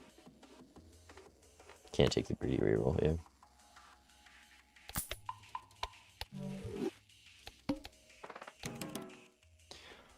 Alright, flush 5 of 6s should be consistent. We've got the family from the Wraith. It's the only Wraith we've taken. They should have also used it. It's kind of impossible not to use a Wraith from a 6th Sense. They might have... No, they took that long. They didn't conserve Seltzer. Definitely going to discard here. But maybe I just play one of these because it's not bad. Or actually, we could keep all the hearts. I did draw my 6th Sense target, huh?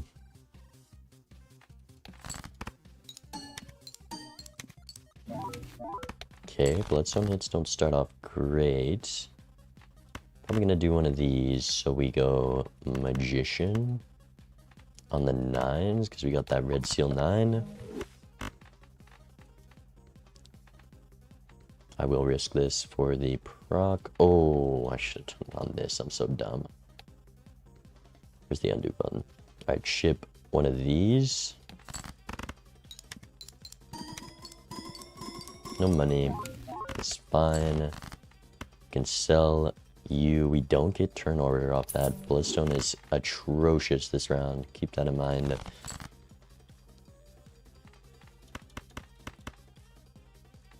And our draws are atrocious.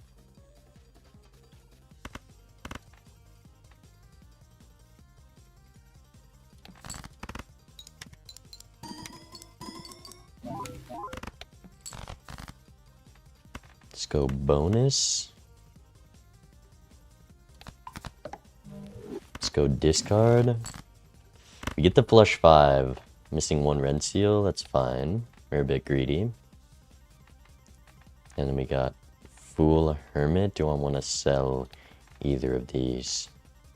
$20? Probably not. If I lose this, I get a pretty handsome payout. Can also sell this after we ship this.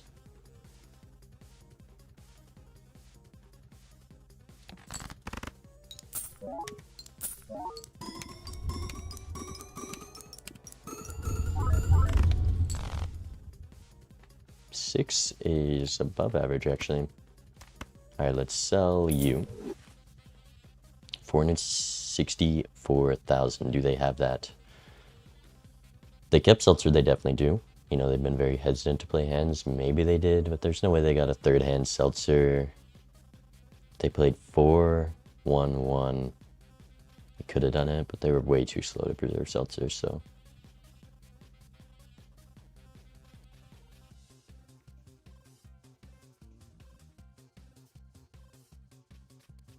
What you got, Burb?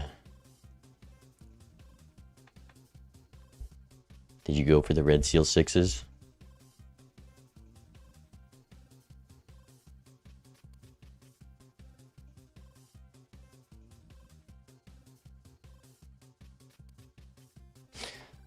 Thing is, if we see a sock, it's not even that bad because we have this red seal. There's no way you could have waited long enough and gotten this enough to get it online. So we're like head on red seals on this, then we can death you. But maybe you use all your deaths on this purple and you're in a good spot to pivot this out. We need a strength for this, so we are prepared for a potential one. But I think we're fine. Nice. And we have the Ankh still. 7. That is a good time to get a Hermit Fool with the Overstock. How many 8s? I might pivot out of Vagabond. With Overstock and this 8-ball, I think that's a good call.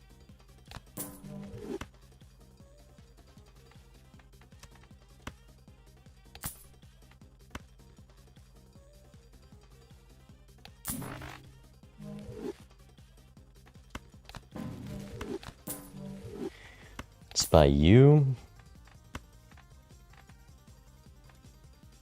This is glitched, but $5 payout around. Let's go roll trio. Trio's good enough. Fool. Good thing we didn't block. Fool. Roll. Flush house level could be good, so let's check these packs for div. Strength Fool gets that up to a face card. Anything else I want to strength here? Maybe Jack into a queen? No, we don't want to lose jacks if we're strengthening this up into a jack. So let's go strength, not on the 8. Do that. If there's a death, I'll probably pull that over this.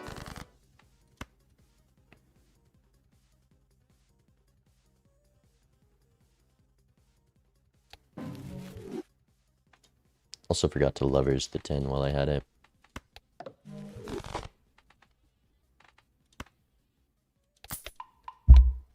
Alright, go next.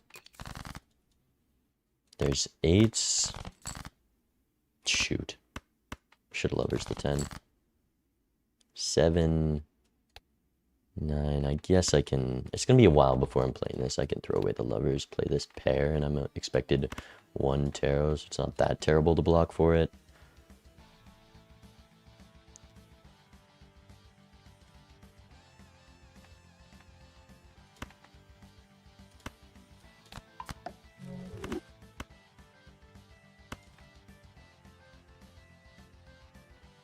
5 6s. We have the trio now. Oh, I triggered the first one. That is worst case scenario. And I want to strength these. I'm just going to full discard. Or I guess I can still play this. Because we have the purple 9.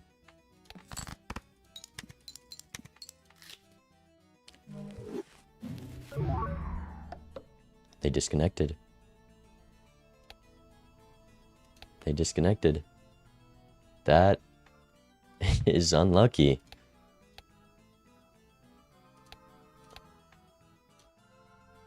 Damn. I think we take that win. I will concede it if they were way ahead.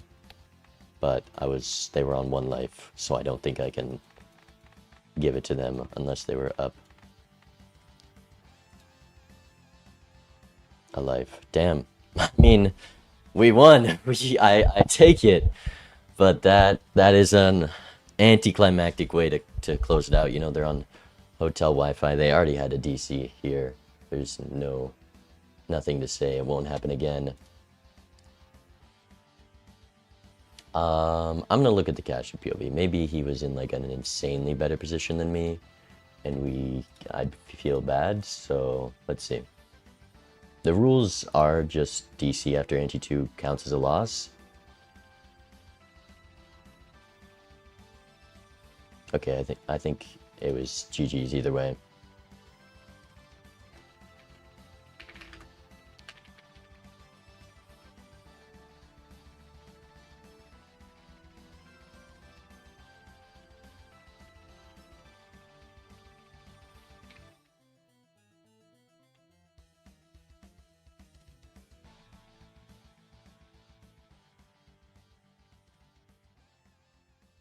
Unlucky.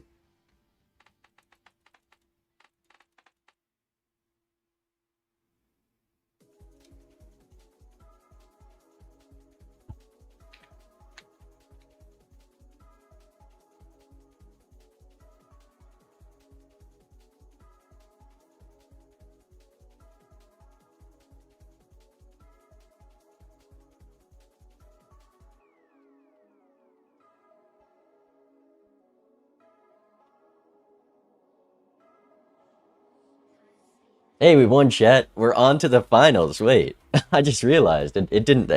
That's such an anticlimactic way to win, but we're on to the finals. It feels weird that I'm hosting this tournament and I made it this far. I kind of just joined to be part of the fun on the first day, but we're here. We did it, and now we get to cast Star Toad versus Max Wu.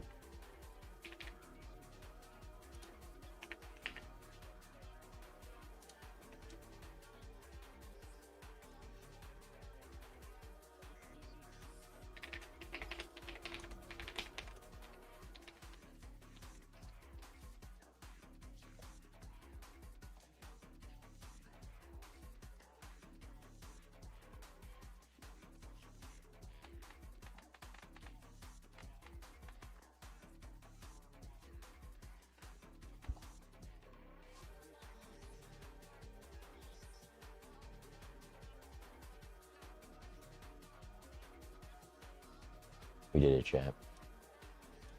We did it.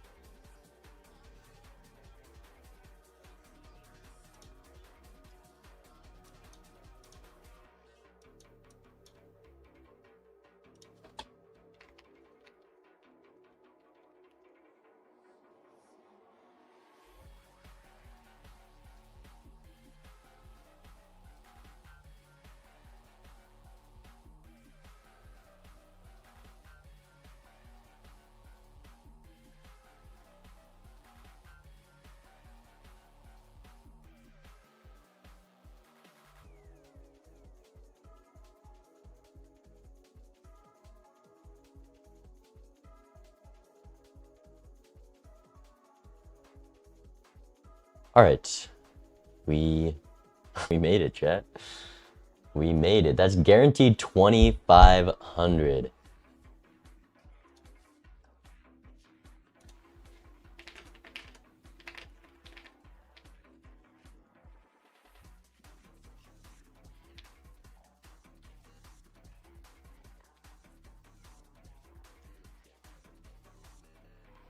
All right, let's talk to Edsy and Raffle, see what they think. There's a 1K swing between third place and fourth place, so Bird will still have the chance to compete for $1,500. Is Bean battling for his own money? Technically, no. It is not his money. It was donated by, I think, a Bean viewer. Yeah, we're fighting for charity, and we've got Yeah, and 2,500 Bean is fighting secured. for We're charity. into the finals. So, yeah, GG's to Burb. Unfortunate the technical issues decided that, but here's the good news. This is just confirmation that Burb does not hate charity, Absolutely. because allowing Bean to continue through means that that's more of the prize pool going to charity instead of. So that it's really a selfless act that we saw from Burb there. So Yeah. claps in chat for Burb. I mean, that's why I made it so far. All my competitors, they were just very enthusiastic for Gracious. charity. Yeah, it couldn't possibly be gotta that give you're it to me. consistent and good at the game. No, So that what doesn't make what was sense. it looking at like at the end of that? Okay, so Yeah. oh, So there sorry, was we're talking over each other. yeah, Go ahead, Raffle. there's a couple slight mechanical issues that resulted in Burb being 2 spectral cards behind. So they didn't have the family off of the Wraith yet. They were short a trio. I think you had more of the Red Seal 6s. So there was just no path back there. The one advantage they did have was they picked up the Baron, but I don't think there's enough time left in the match to have a chance at setting that up. Yeah, that was exactly my thoughts when I saw that. They're on 2 lives. If they decide to go that, it's kind of a miracle if they can beat the setup I have going built into the 6s. So were they also going for the Red Seal 6s? I don't think They had so. a few, but it wasn't as much. Yeah, As it wasn't. Yeah, not as much. I think you had what 4 or 5. Yeah, I had 4 Red Seals and the Flush 5 with the other 2. But, I mean, 6s are the worst Red Seal. They're just outside of hackable and the furthest thing Right. from sockable. But you got to take the Red Seal because even if there is a Sock and Buskin, a Red Seal on a 6 is a free Joker slot that I don't have to fill up with the Sock and Buskin. So Yeah. I kind of just committed to Yeah. them. And It was, That's, I think, so there was a line. Especially, I think you noticed it because you got further into the spectral queue because there was Ankh, and with the Baron, I mean, all the other Jokers were kind of replaceable and with some finagling, but Burb missed the first spectral because they didn't open up space because of the Vagabond, right? So they had two Taros, played the 6, and it gave them the Vagabond card. And then the second spectral, they moved 6 cents over to the left of Vagabond, thinking that it would proc first, but it didn't. So they got another Vagabond card. Where did I see that recently? Was it an MLB match? Maybe I learned from that, but yeah, the order doesn't matter. It's because when you proc the 6 cents is after the 6 deletes, and the Vagabond is when you play the hand. So it doesn't Actually, matter that was what the order first you time put in. I learned that was the ordering. So it didn't matter much with the Overstock Plus. Or, sorry, not Overstock Plus, Crystal Ball. Yeah. And, I mean, after that, after no ability for the Ankh, unfortunately, Burb can't really come back from that, even with, like, a miracle draw, right? And we knew the upcoming Jokers because you were ahead in the shop, and we knew the upcoming standard cards because you had the Red Seal 10 that you were striking up to a Jack, but obviously that's not going to become a king anytime soon. But, I mean, 2 good games from you, Bean. What are you thinking as you as you're on the cusp of claiming victory of your own tournaments? It's a bit weird. You know, I joined this because I like playing Balatro more and I like watching it. So I just wanted to at least get in on the fun on the first day, and I did expect to just get knocked out soon because there were a lot of good players pretty early on in my path, but those players also had a hard time in the tournament, and then I just had like less difficult matches than I thought I was going to have, and I just kept winning and kept winning until we're here, and now I'm somehow in the finals. 256 players. It's nice. Yeah, beating all the, I mean, a lot of good players in this tournament, and a lot of actually surprising upsets, right? So, very fortunately, you weren't upset, and you're here now.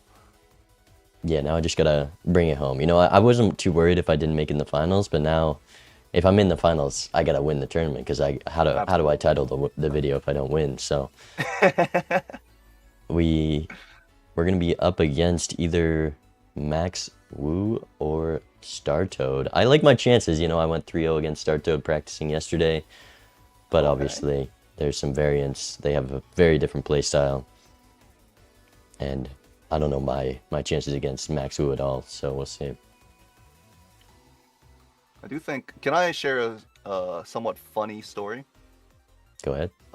When the seedings came out for the Beans 10K, because I think you admitted that streamers got seeded a little higher than just because entertainment value. I think my seed was probably a little too high, but people were like being at 27. Some of the top players were like being at 27.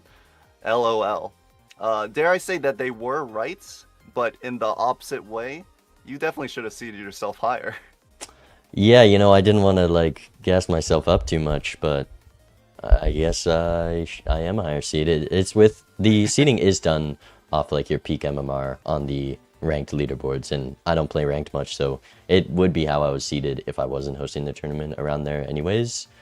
But yeah, maybe I should put myself up there a bit. There's only, I guess all the players in are quite high seeded at this point, though there was some people still fighting in the quarterfinals. So I think I will be heading off. Yeah, thank you for casting. I appreciate it. GG's Bean, GG's Burb as well, and thanks for casting with me, Raffle. It was fun. Yeah, thanks. Appreciate you joining. Shared some good insight, and enjoy the rest of your day. Yeah, I'm gonna watch Max Wu vs Startoad and just kick back and relax. All right, later, guys. Peace. See ya.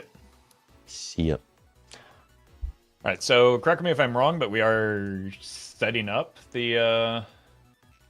That was the plan. You know, we didn't expect this match to go so soon, and the reason, like, I wanted to play second today, but these players needed more time to get ready. So they were supposed to play after this set. I'm not sure if they're both completely ready yet. I don't know if you want to stall, or we can go back live when that match starts. We could do a show match, up to you. I'm good with whatever. It depends on, I guess, what the timeline is for that match, I guess. Right. They were scheduled for an hour from now. I think should be good within 30 minutes. Yeah, I would expect that's not too much time to stall. Yeah, I can maybe.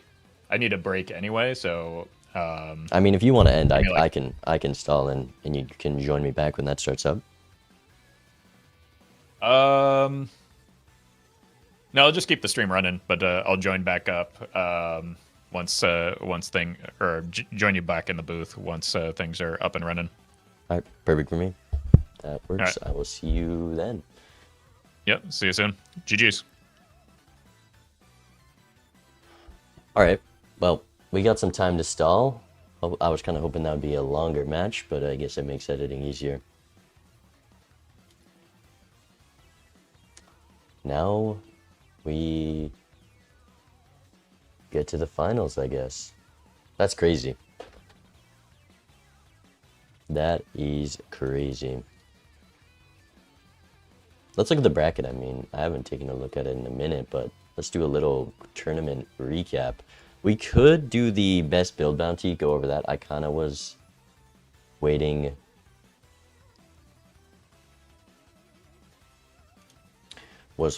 For tomorrow, the finals. We throw that in the break, so we'll probably save that. But I am excited to look at the builds. I haven't looked too closely. I just know of one of them, which has a pretty good chance. Can I give it to myself? I don't think I've had any interesting builds this tournament, to be honest.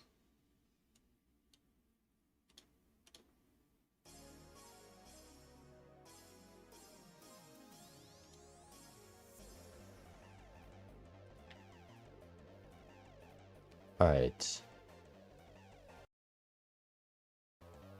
We're back.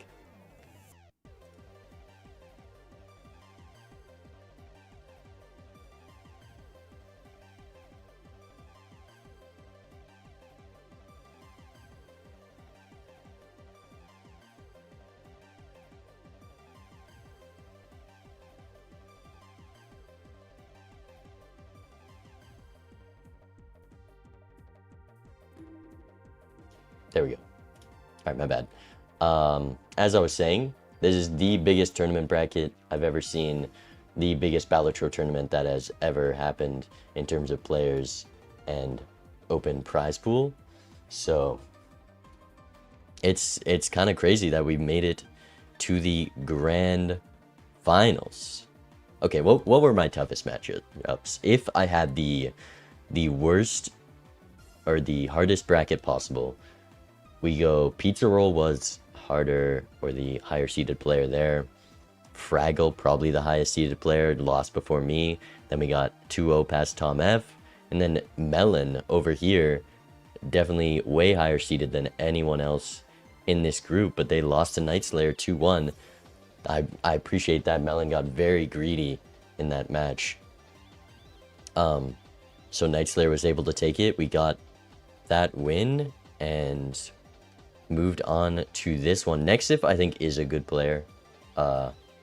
Definitely were higher seeded players, though. Yen is good at the game. 2K is good at the game.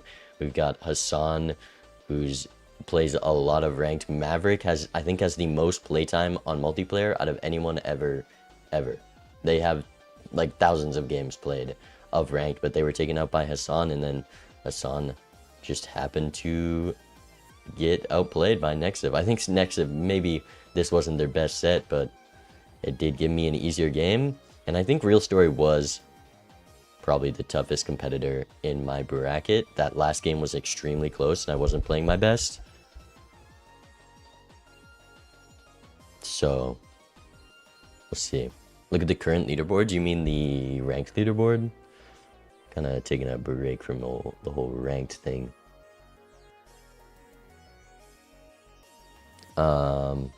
But yeah, Real Story. Let's see, who else was in this bracket? Sean is probably the highest seed. Oh wait, Bacon. I forgot about Bacon. Bacon got 2-0'd by MB Habes. Bacon's playstyle was just full countered. And Habes, you know, they did good this tournament. They hadn't dropped a game, but they clearly have not played the game as much as Bacon, and they were able to take it 2-0 against what many consider the GOAT of multiplayer. But Real Story, also very good. Gave me a tough time.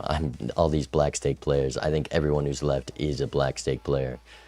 And then we've got, on this side of the bracket, Startoad and Max Wu were the ones to make it out. Some crazy upsets early on, though. Block Attack getting out day one to Finn Player. I think Finn Player is really a better player than they are seeded. You know, they've done well in other tournaments.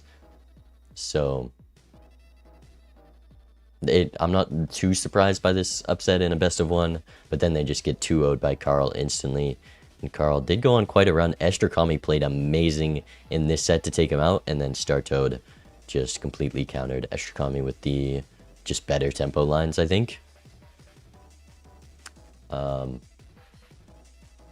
Yeah, Real Story was 100% a close game.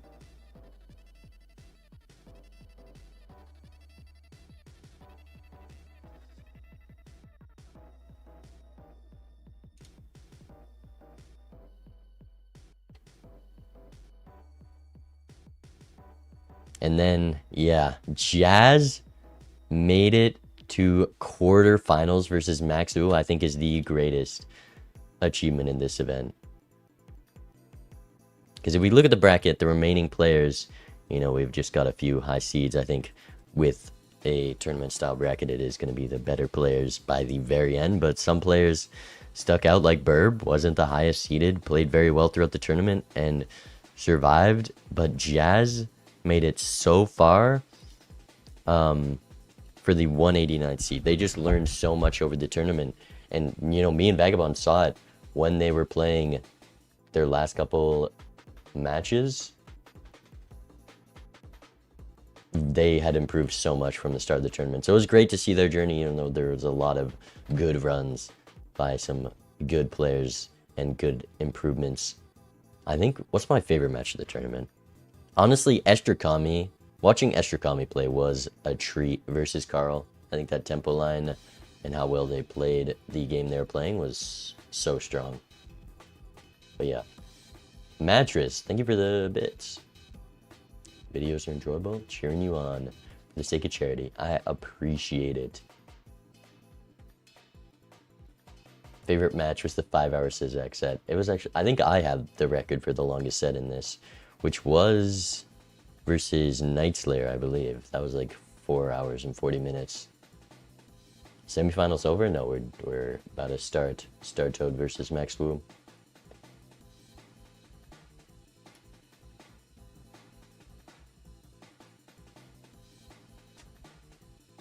I just looked at Raffle's stream. How does he already have a run going?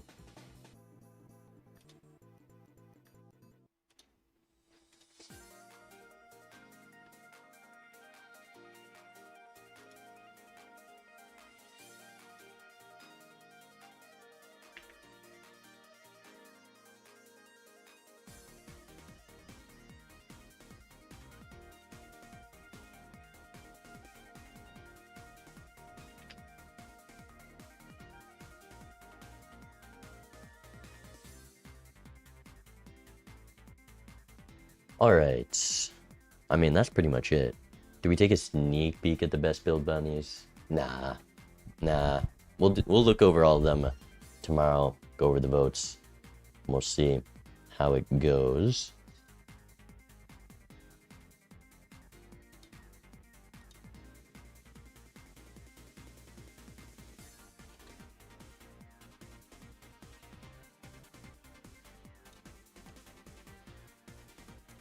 But we did it, chat. Insane. The amount of players who think I'm ass at the game and I'm in grands. I mean, I didn't have the hardest ride to get there, but I just have played consistently enough, and we made it. And a lot of higher seeded players just could not. I think there are players who are definitely favored over me in a lot of the matchups. Like, if I 1v1 them, they have a higher percent chance to win. But I think my greatest strength is just being able to play, switch my playstyle for different players.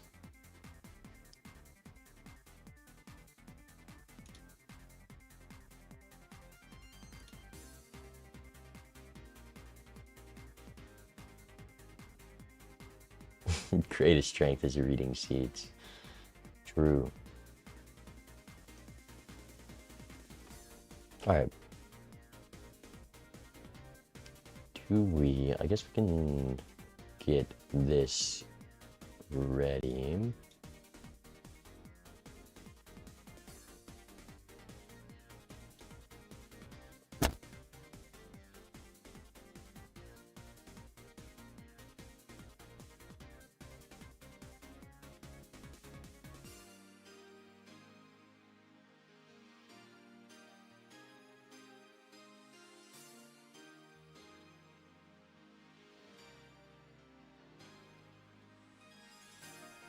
Star Toad versus Max Wu.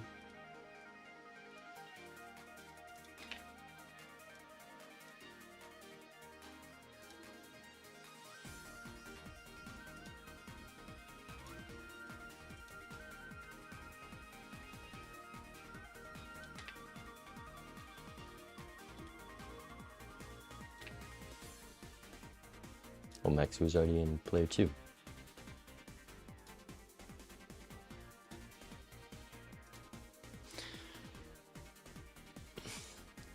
Greatest strength was that 9 into an 8 into a 10. I didn't do that strength. I did realize I was locked.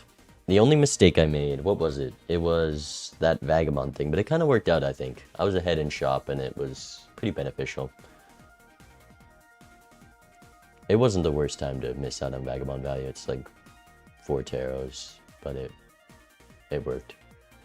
I messed up Vagabond value on PvP.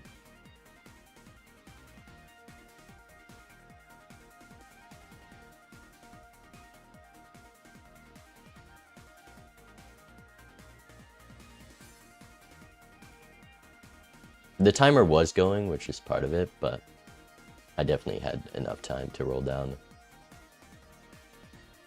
Alright, this is mostly set up.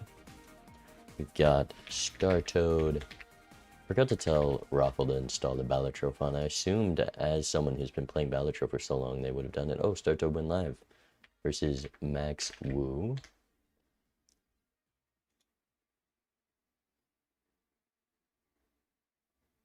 Burb lost huge 6 cents a couple times. Yeah, I heard it was just not having consumable slots. Did they have the Crystal Ball voucher? That's what I'm wondering. Because you'd have to be so greedy. Okay, we're going to pre-fire the deck stake. What do we think? It's got to be... Black stake is my guess. It could be purple gold, but it's guaranteed at least black. And then we go... Starto doesn't like any of these decks. I think Starto... Maybe we go painted. This is my pre-fire. Painted...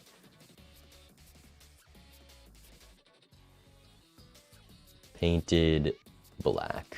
That's my guess. They had Fool Death. I see.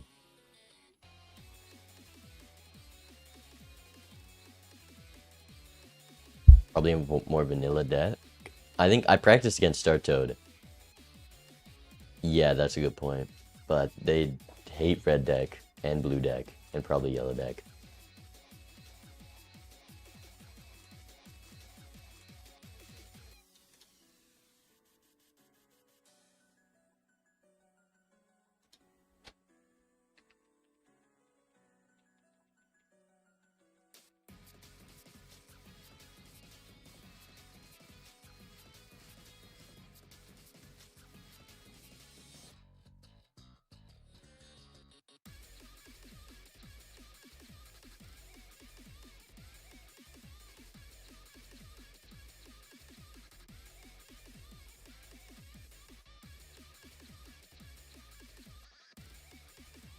Could be green deck? Surely it's not green deck. Are they that crazy?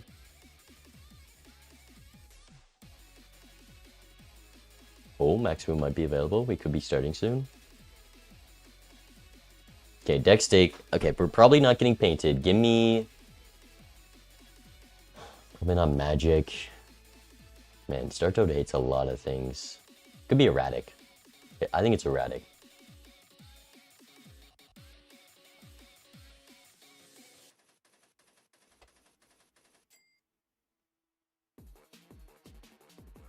People like erratic still.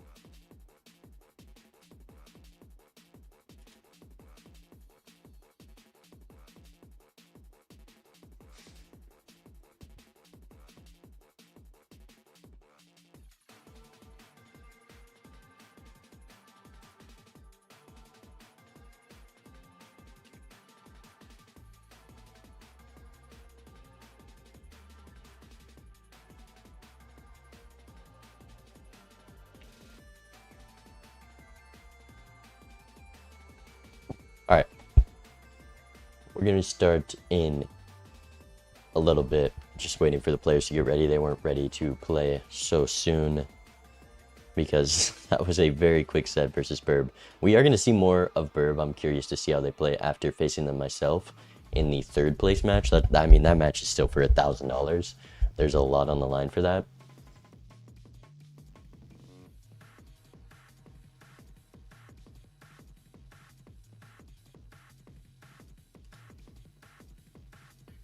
Another soul.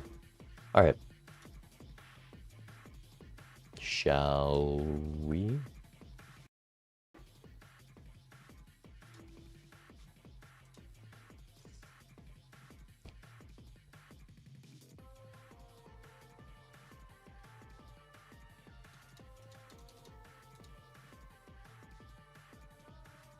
Entity, what?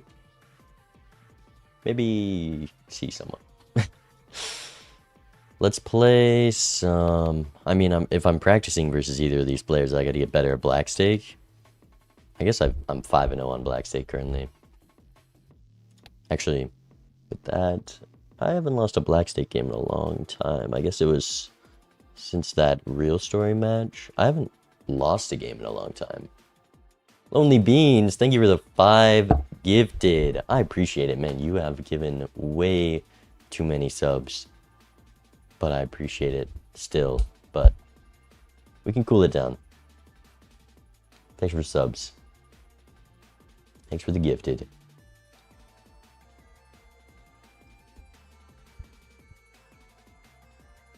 Chilling, thank you for the prime. That I will take. I will beg for your prime. Gifting, only if you're rich. I mean, I think, what's the best deck to practice? What's the most default deck? I guess it'd be Anaglyph without skipping. I want to practice my starts. Should do Small World Finals. Oh yeah, I did want to play the weekly this week, but unfortunately I have this slightly higher stakes tournament going. Oh, except Owen might be in the finals. Owen's mad at me. Actually, I want to talk about yesterday. I went live talking about some of the changes that were being made. These are them if you're curious. I'm not supposed to leak them. They're already out. I definitely could have leaked them. It's in a server with like 100 people. It's a public version that you could download, and people asked about the changes. They've probably been leaked by the people complaining I leaked them in the Monkey Gift server.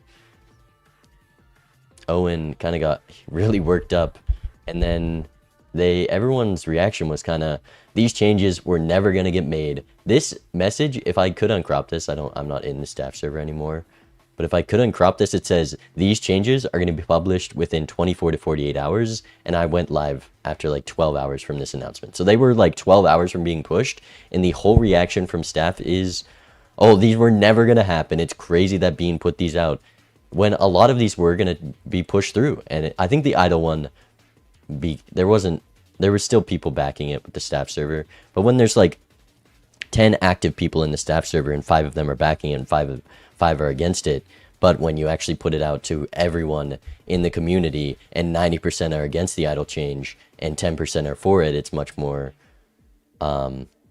it shows a lot more what the community actually thinks. I don't think there was much bad other than the weirdos who were yelling at staff over this. I think sharing your feedback is fine, and what you think of these changes, obviously don't be rude about it, and that's kind of my bad for not making that clear yesterday. But I don't think it was the worst thing, and I think the Discord mods overreacted and kind of just misinterpreted what I said, and these changes clearly were close to being put out, and I'm glad some action is being taken now.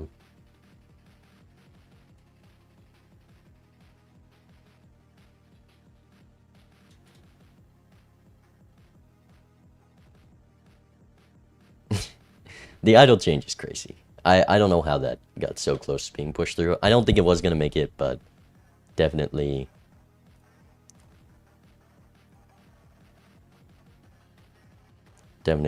wasn't going to be there. But yeah, these changes, they were pre-release. I didn't make that clear, but they were so close to being pushed, and I wanted to take action, and I think these changes are going to be thought over more because of what I did, though it wasn't the cleanest and most professional way to get action taken. Because like me personally, I don't think I'm queuing ranked ever again with the Seltzer and Bean changes, but I'm biased. I think what I really want to see is a poll on every change that has been made for multiplayer, and then whatever wins, we take out the changes that people don't like, and then we run it for a week with those changes, and then whatever people, we do another poll for all those same changes and vote again, and then you keep putting it in, then you try all the different changes. Because I think there's maybe 5 people who are the people who play way too fast who like speedrun Joker. I think there should be a question for, do you want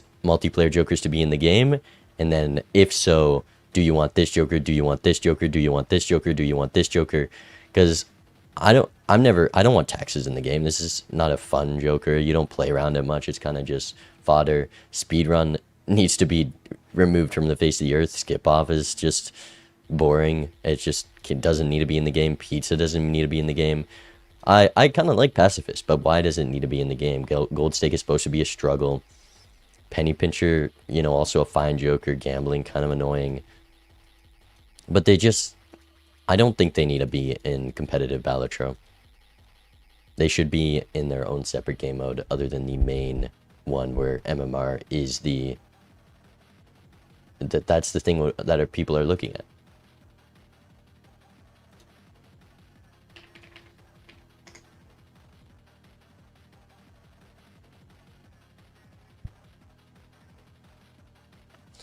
Like, some of the jokers are fun. It just, they have to be perfect if we're adding them into the ranked system. If there's so many other things to work on, that adding jokers that aren't like well designed is, I don't think, where we should be going. I like adding content. I think new content is fun. That's something for me to make a video on, maybe do a stream, some fun for people to try out, but I don't want this to be in every ranked game I play.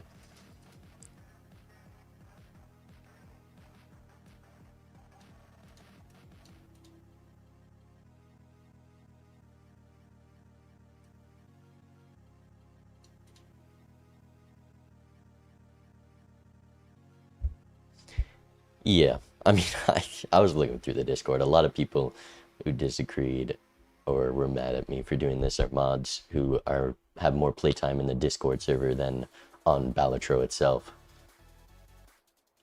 But I guess it was a dick move, the way I approached that, but I don't think making that public and allowing people to see where the mod is headed is a bad thing.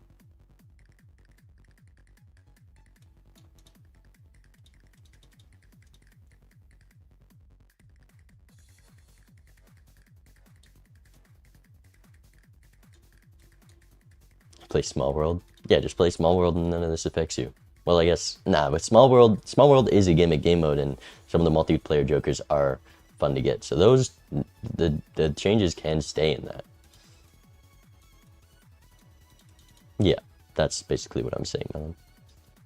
I should have made it more clear to not go be a dick in main chat, but also, like, why are you taking offense at someone who just comes in and yells at you about some changes?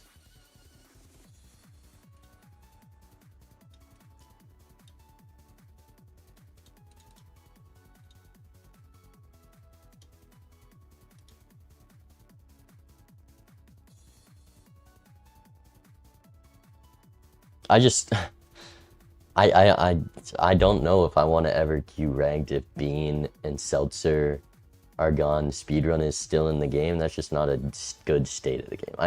I don't know if I've seen anyone like Speedrun. Maybe there's a couple people who always manage to get Speedrun value because they just always play fast. But it just is a bad time, and the amount of negative effect completely outweighs the positive.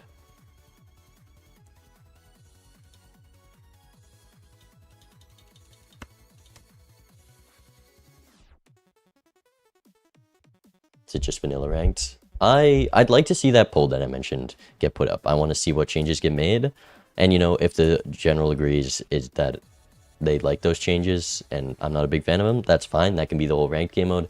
I just might end up making some in-game queue with just a casual experience that because those changes, they're the worst for new players. So I want new players to have a good time. So if you can just come into the mod and you don't need to join some Discord server or deal with Discord mods, and you can just queue in game, you can do your deck stake bans in game, is the ideal scenario.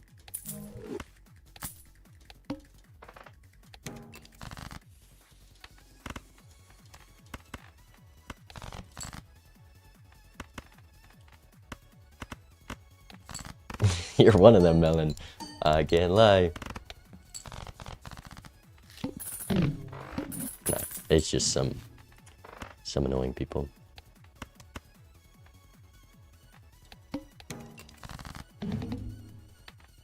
Yeah, I think, like, MCSR ranked, I think, is in a pretty good state. You know, I can't really speak on that, but that has changes to, like, how seeds work and everything, which is kind of similar to the way the order is.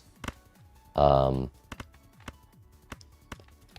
like, if you're a new player, you don't realize all the nuances of how seeds work, but if you're a good player, you can learn about them and work around them and use them to your ability.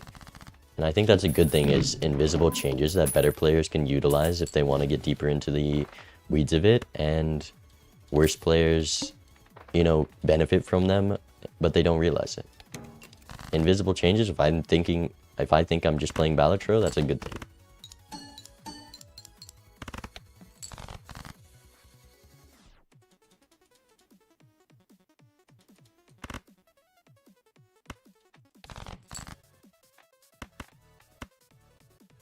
Alright, we should be starting the semifinals match soon.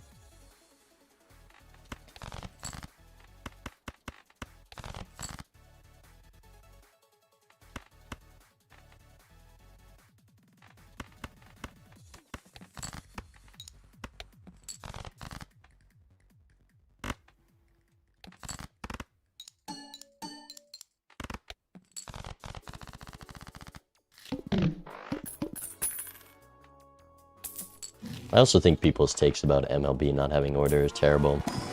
Like, the skill gap we've seen in my matches is far, and the order makes for comeback mechanic. If my opponent decides to roll an extra ante, that can make for a fun watch, and it always puts the match in a state where someone can win, though also there are the downsides of it. Like, the better player just happens to roll more and finds a joker, like a blueprint, and then they're insanely ahead the rest of the game. But there's also other things like tarots you can miss out on, and getting buffoon packed, and card blocking that I think can lead to interesting moments. Like, you don't get the Scooty games or the Vagabond natural negative blueprint without or with the order. So I think for just a purely entertainment, non-competitive league, I like no order as someone who loves the change for ranked.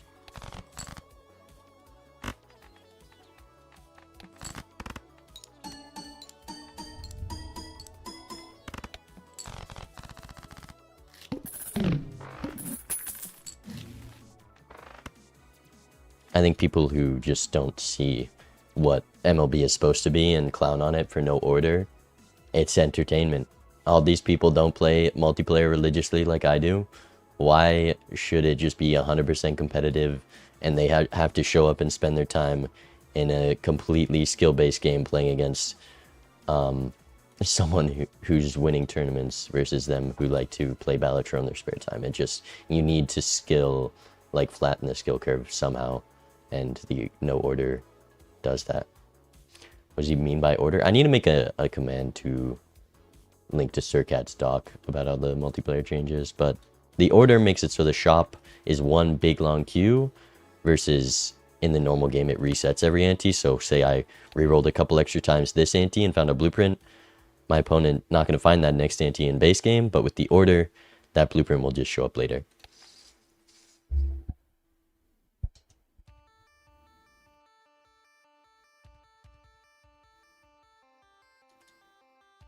The order for I mean, it does. It does. 3x mult on straights, that's what the order is. Don't worry about all the fancy multiplayer stuff.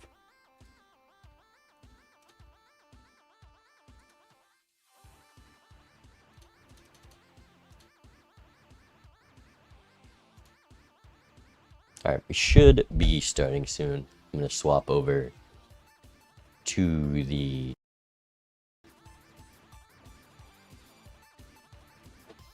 Oh, they're both live. Beautiful.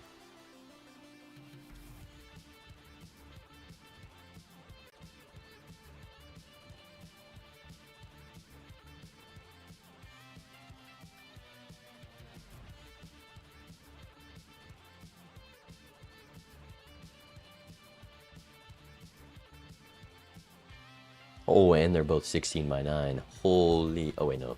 I forgot about Max, who was wide Balatro. At least it's better than watching Burb. I'm sure that... I don't know what it was like on the cast, but I was looking at their stream before, and it wasn't big.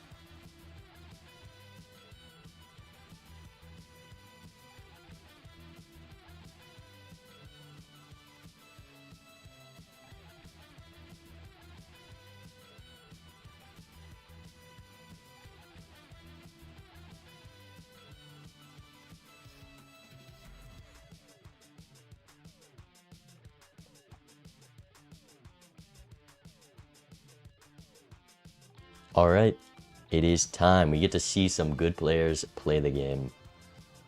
Wait, isn't that what we already saw? Isn't that what my chat was just watching? What are you getting at here, Bean? I just find the lucky line. We don't do optimal plays over here. Oh, okay. Same. lucky. Okay, glad we're on the glad we're on the same page here. So it looks like we're just selecting deck and stake still. Yep. We've got bans coming into play.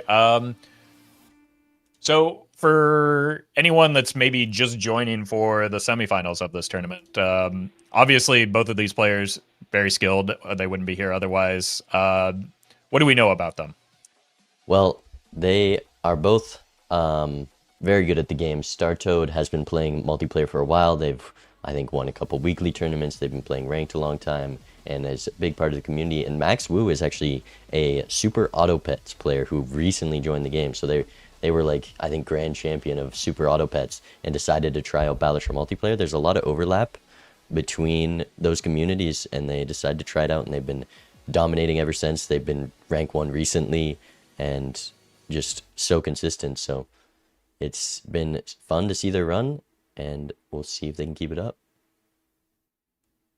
Yeah, sounds good. Sounds good. Like, I mean, like I said, going through, what was it, 256 competitors, everybody that gets to this point is going to be very, very skilled at multiplayer, but also, putting on a good run at the end to get here. So should be an exciting match, and we get to find out who plays against you in tomorrow's grand finals. I got to study up on these players, learn everything they do so I can do better.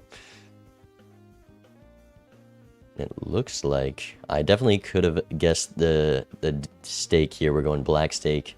Both these players definitely not white stake players, and every player left is a black stake player other than myself.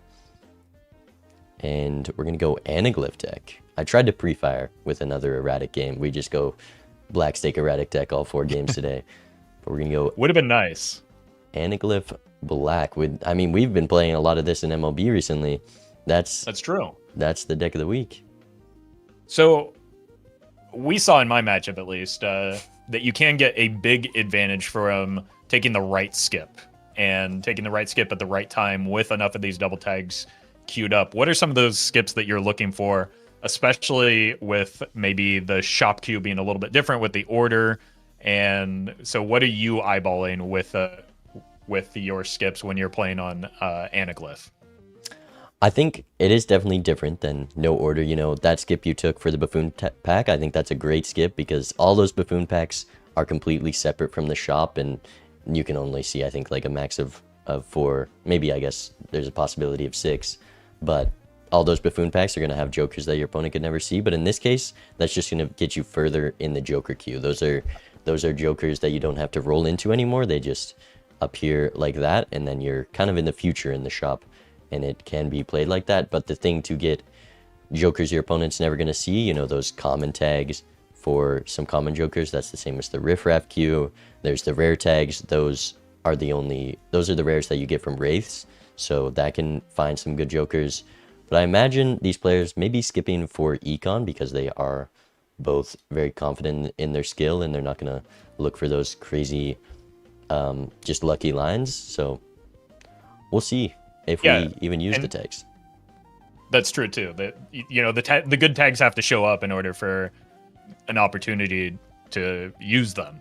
But as you mentioned, with the order, especially those econ tags could be just another way to advance the queue as well, and get that lead in the shop in order to find the resources that maybe your opponent just doesn't have access to because because you took a few hits of $25 to $40 off of the skip tags and end up with a big bankroll to go and find the pieces that you need in order to close it out.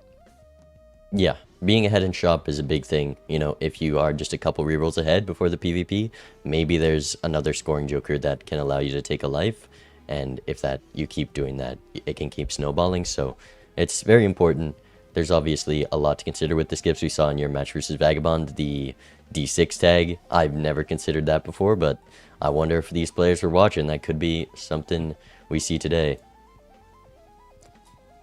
Yeah, it's definitely one of those skips that's undervalued and rewards having a strong econ already. So if you're already further ahead in econ, as was the case with Vagabond, that could be a good way to bury your opponent who's maybe, scrambling to catch back up, or needs to find a resource that you don't have. That could be another way to advance that shop queue and make sure that doesn't happen. Yeah, we're seeing StarToad ask for a seed change. These streams are 3 minutes delayed, so there's some competitive integrity. So I'm curious what is showing up. I know based on practicing with StarToad yesterday, there's a lot of jokers they don't like. Bloodstone, they didn't want to take it all. Golden Ticket, they're not a fan of that joker, so I'm sure we're going to see one of those cards that they don't like playing with, and they ask for the reroll, but we're not going to be running it. Max Wu forcing them to play out the seed, and we'll see how it plays out. Yeah, I like playing things out just in general. I think as a player, but especially for considering the viewer experience, which I do think both of these players are keeping in mind, which is appreciated. That re-rolling seeds just because they look gross. Those same ugly seeds could be the ones that are fun for the viewers. And as we see an immediate eternal oops all sixes, that may be a difficult decision. I mean, high value early pickup, but you're stuck with it. Wow. I learned from StarToad, never miss a buffoon pack, and that kind of influenced my decision. I ran into a shop 1 dice, and there's no Eternals, so you don't even have the option if you go in this buffoon pack, or to get either of these jokers, but both players are not gonna take the dice. I think that's a very speculative pickup. Yeah, I wouldn't be reaching for that dice myself as an Eternal, but it does feel really bad. We've talked about this play a lot where, you might as well check the buffoon pack, whether it's in MLB rules or baseline rules, just to see what you have on offer. You can always sell it and still afford one of the jokers in the shop if you see fit. The one time that doesn't happen is when they're both Eternal, which is, even on Black Stake, very rare. All right, and we're seeing a strong start. I don't know what they're talking about. This is my dream seed. Start with the double blueprint with that Wraith Ankh. Both players going to be in the exact same position, and it's just how we utilize these jokers. Yeah, again, from a viewership perspective, it would be horrific to lose the potential of this seed, right? Yeah. Like, what's more exciting than a double blueprint seed from a viewer perspective? Now, from a player perspective, that really just means that because both players know that the other is going to have the same setup as them. What this means is and why they maybe didn't want to play it out, is you only get 3 joker slots, basically. Yeah. So there are 3 decisions that get made in terms of jokers for the rest of this game. Yeah, I mean, two blueprints, yeah, very strong, but it kind of restricts you to 3 joker slots, and a lot of the times in the game, you're filling up all 5 of them, so you have to make some tough decisions on, if this scoring joker is worth keeping versus this 8-ball in the shop, and what's going to pay off. You really want to prioritize those copyable jokers, even like, trading card, a very good econ joker, but to-do list is copyable by the blueprint. That's going to be $12 a hand, so we'll see how they utilize these, and it's definitely going to be what decides this game. Yeah, you have less room for utility jokers, but more impact from those utility jokers that you do take, because especially if they're compatible, they get doubled, tripled up. And both players hitting that 600 right on the nose, and we are playing the exact same game up until this point. Will we continue? And I think it's going to take a while before there's any real deviation, right? Maybe even like up until the first PvP match, where maybe draw and discard order is the first deviation, and that extra money from whoever loses the first life might get further in the shop and finally see some deviation. But it's going to be really hard, again, to separate because of the limiting facet of these double blueprints. Yeah, both players deciding to take this Lusty Joker. I think, misprint, also some solid malt, but when you're triple copying, if you play 5 hearts, that's just going to be a consistent 15 malt each, and it can score very high, and it doesn't matter if you're only doing 1 or 2 hands, that's going to beat out any of the inconsistencies from misprint. But passing on the smiley face for Max Wu, valuing that extra $1 of interest likely, but the top end on this smiley face is just higher, and both players actually passed it. That's 25 malt versus that 15. That's with both those blueprints can be very strong, and obviously face cards are good to build into. So I'm surprised both players passing that and valuing the dollar and the Lusty Joker. Yeah, it also puts a little bit of additional pressure on your draws, right? Because you have, you do have about as many face cards as you do hearts, but you need, because of the extra scoring, you need fewer to make an acceptable hand, right? A 2-pair with face cards is just an acceptable hand at this point once you have the smiley face in tow. We see both players missing that flush on their first draw, and it costs them $1 to carry this this Lusty for the additional scoring as a result of not wanting to lose that $1 of interest in order to pick up the smiley. Yeah, we're picking up this popcorn, copying smiley face, that's 25 malt, so 30 malt you're losing not doing that. If we're gonna spend the money, I'm surprised we're putting it towards that last shop instead of the smiley face there. Right.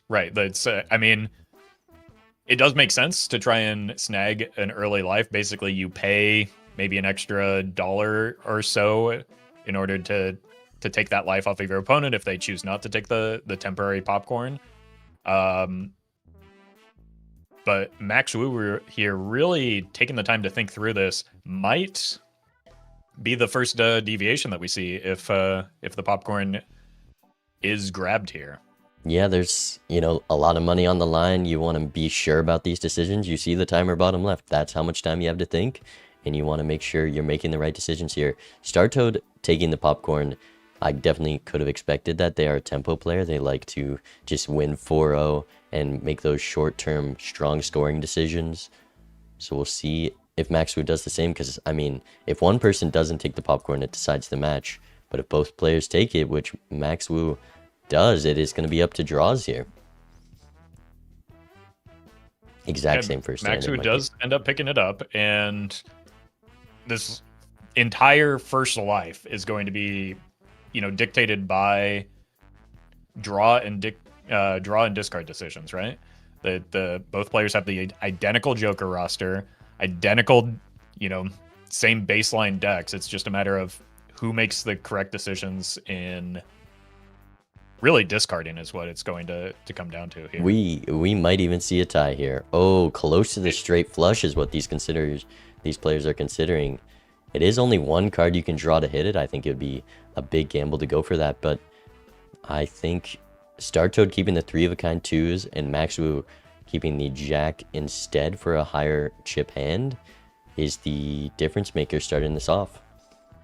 Yeah, and that is a bit of a risk on the side of Max Wu here, because 3-of-a-kind generates decent chips in and of itself, even with only 2s being played, compared to, bricking the rest of your draws and being forced to play pairs and whatnot. But we do see a lot of clubs come into hand for Star Toad here, and they're maybe eyeing the possibility of hitting a club flush on the backswing, maybe indicating that that smiley face skip is a little regrettable now.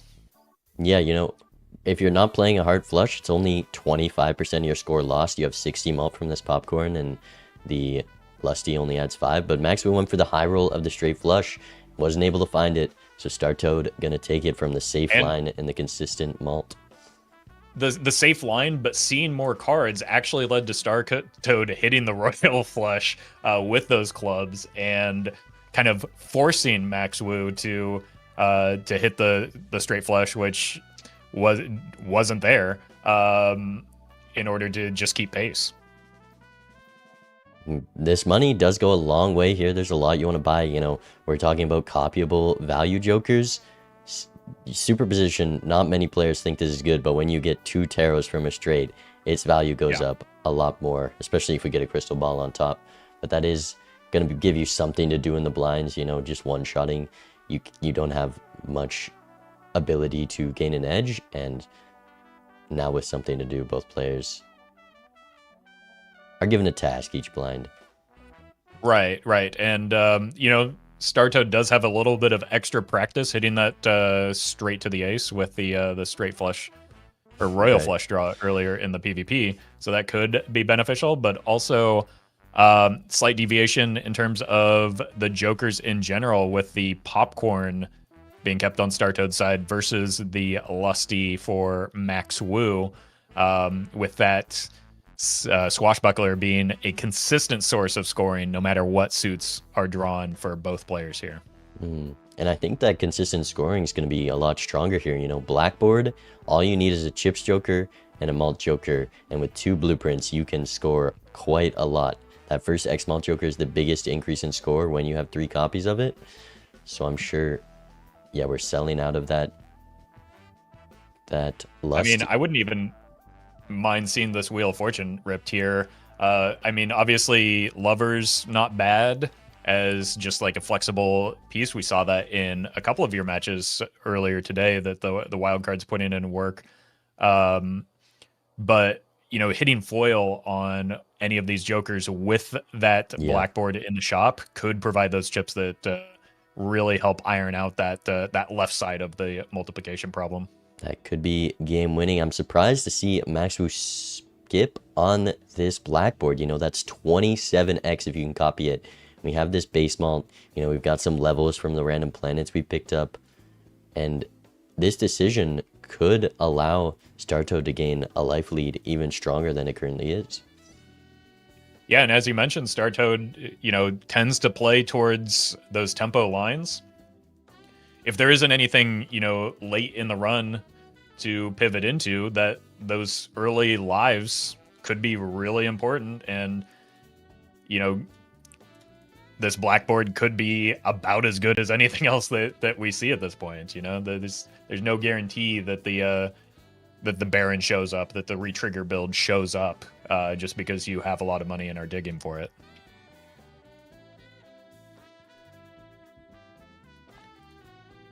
Also, this blackboard does give a little bit of flexibility in in scoring, as we can see from Startoad here, really making use of those hearts being left in hand so that they can draw towards that superposition without accidentally beating the blinds, thanks to just that random 3x from the blackboard.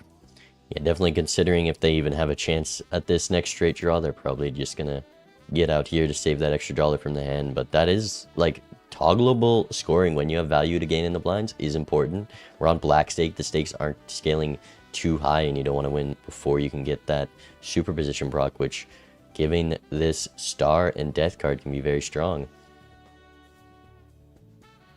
Another thing with the death is, you know, star card, it's hard to build a blackboard hand. That's not going to help you much. But if you can build a flush house and you can use this death to get rid of one of those hard cards, that is very strong for some chips with this blackboard. Just anything to give chips at this moment. You know, Startoad may be considering this odd Todd over the superposition just to take more lives, because they know chips is what is lacking in this build.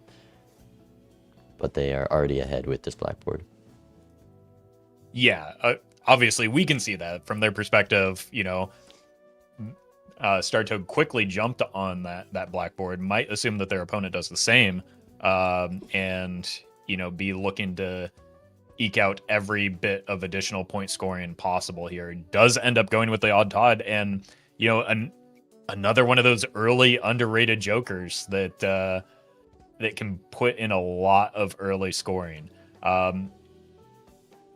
You know, some players may not recognize it, but that chip number gets multiplied by the 3x as well. So that's an important hit for Startoad here to, you know, very likely take the second life away from from Max Wu here, very aggressively using that death just to make another 10 and easily get that blackboard online.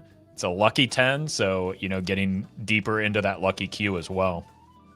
Yeah, there's not too many cards to death at this point. Lucky's going to be some value, but that 300,000 points now is going to tell Max Wu they can just go full value here. Maybe it's a bit scary seeing that point lead from your opponent, especially already down a life, and they know they're just going to need to go full value to be able to catch up at this point. And we do have the jokers to do that. We're going to be ahead in shop with this Chaos the Clown. We have the comeback money and this rebate, which is a scary pickup. That leaves you with 2 joker slots to work with, but with 2 blueprints, that's a lot of money. And we're also seeing some, you know, the deck fixing tarots on the side of Max Wu in order to make that comeback into the game through deck fixing to, you know, find a joker that can do a little bit more than 3x when those blueprints are looking at it. And again, we see the value of these early chips as Max Wu picks up the ice cream, still hangs on to that Chaos the Clown, which is, you know, an important pickup in any Balatro run, but especially when we have one giant shop queue.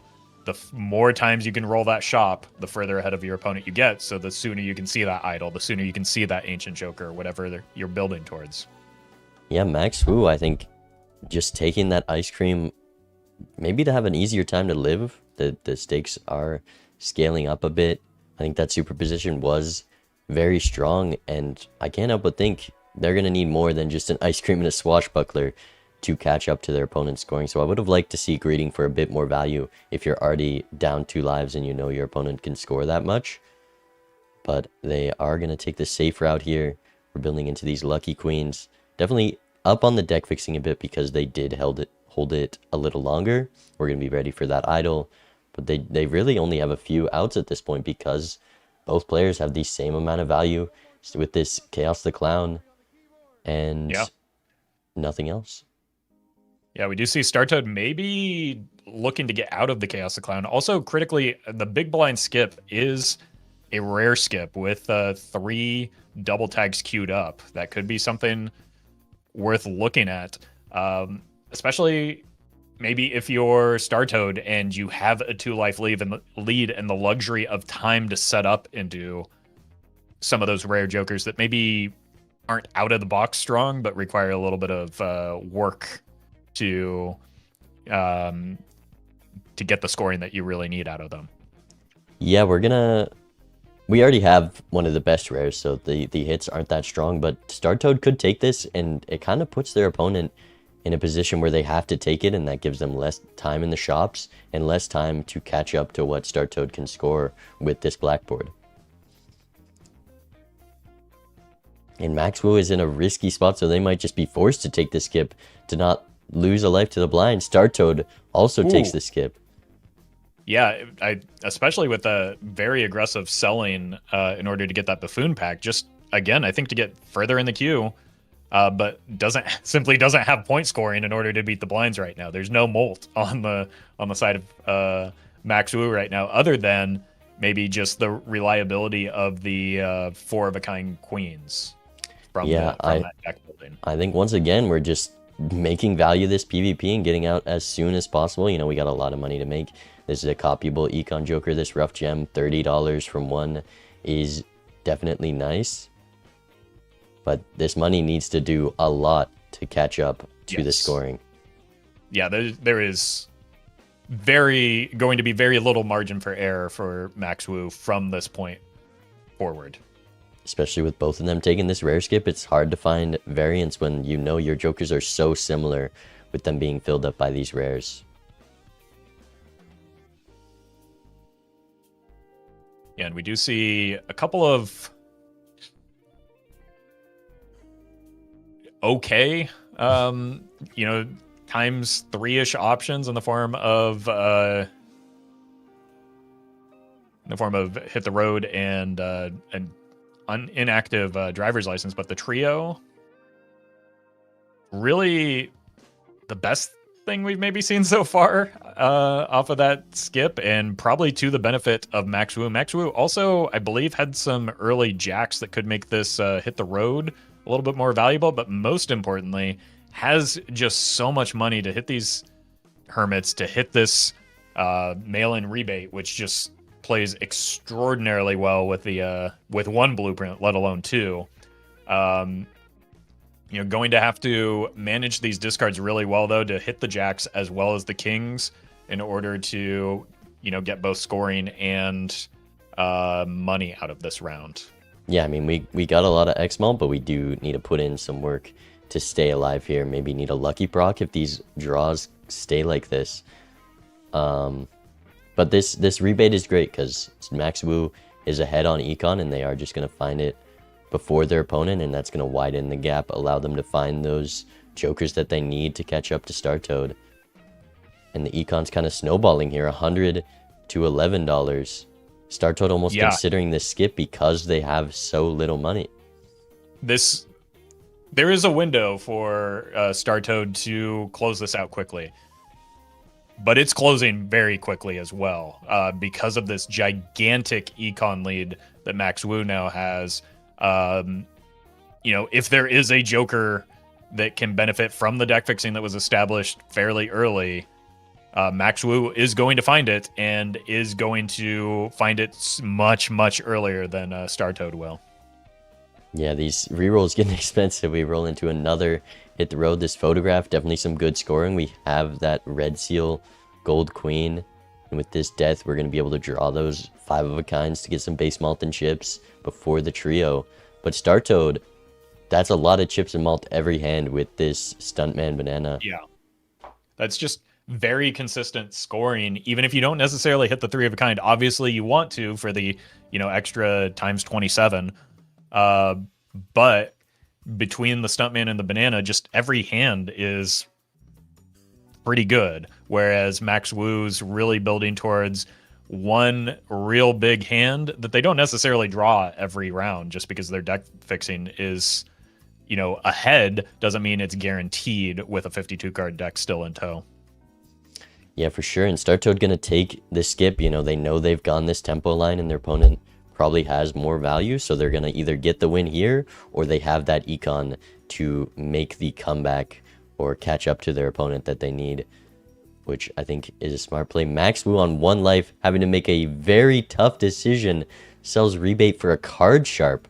I don't know how well we're going to be able to utilize that. Yeah, if there's ever an indication that they're, on 1 life, it's that play right there. That, just any amount of scoring is feeling necessary right now in order to avoid the quick 4-0 match. But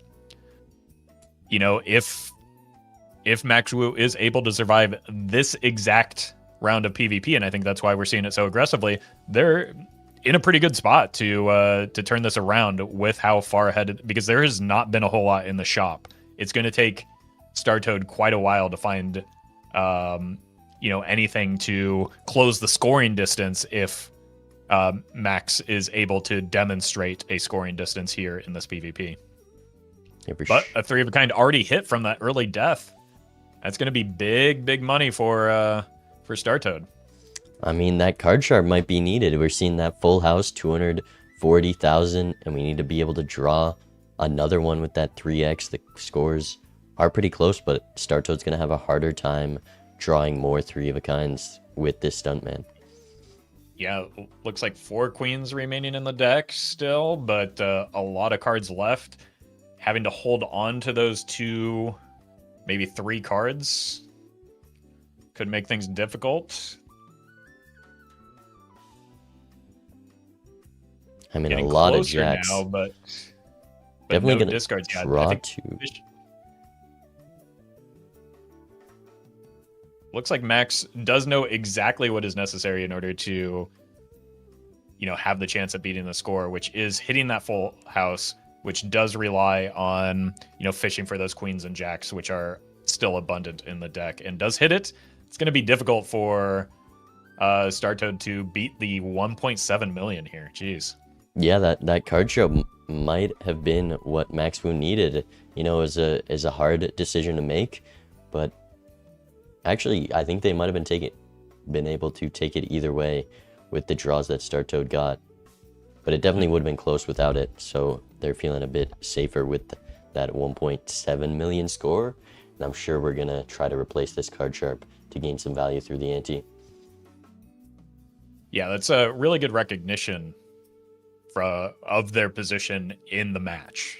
That you know, I'm sure that Max would have loved to have kept that rebate, especially, you know, maybe not necessarily farm it in the PvP, but get an opportunity to here in the small and the big. But just going all out, making sure it doesn't matter how much money you have if you're dead. And so that card sharp being a good pickup, even if it wound up being unnecessary, very well easily could have been absolutely mandatory there. Yeah, Star Toad is just quite far behind in these shop decisions. You know, we're seeing that Red Seal Queen just show up now. We're seeing this rough gem that Max Wu is using. Definitely some time for Max Wu to still find things that Star Toad is going to see way later. You know, those strong jokers or perhaps another rebate. Yeah, I mean, the fact that there were no jokers, you know, so far that are, you know, really anything to write home about in the shop is kind of a double-edged sword for Max, for both players here, right?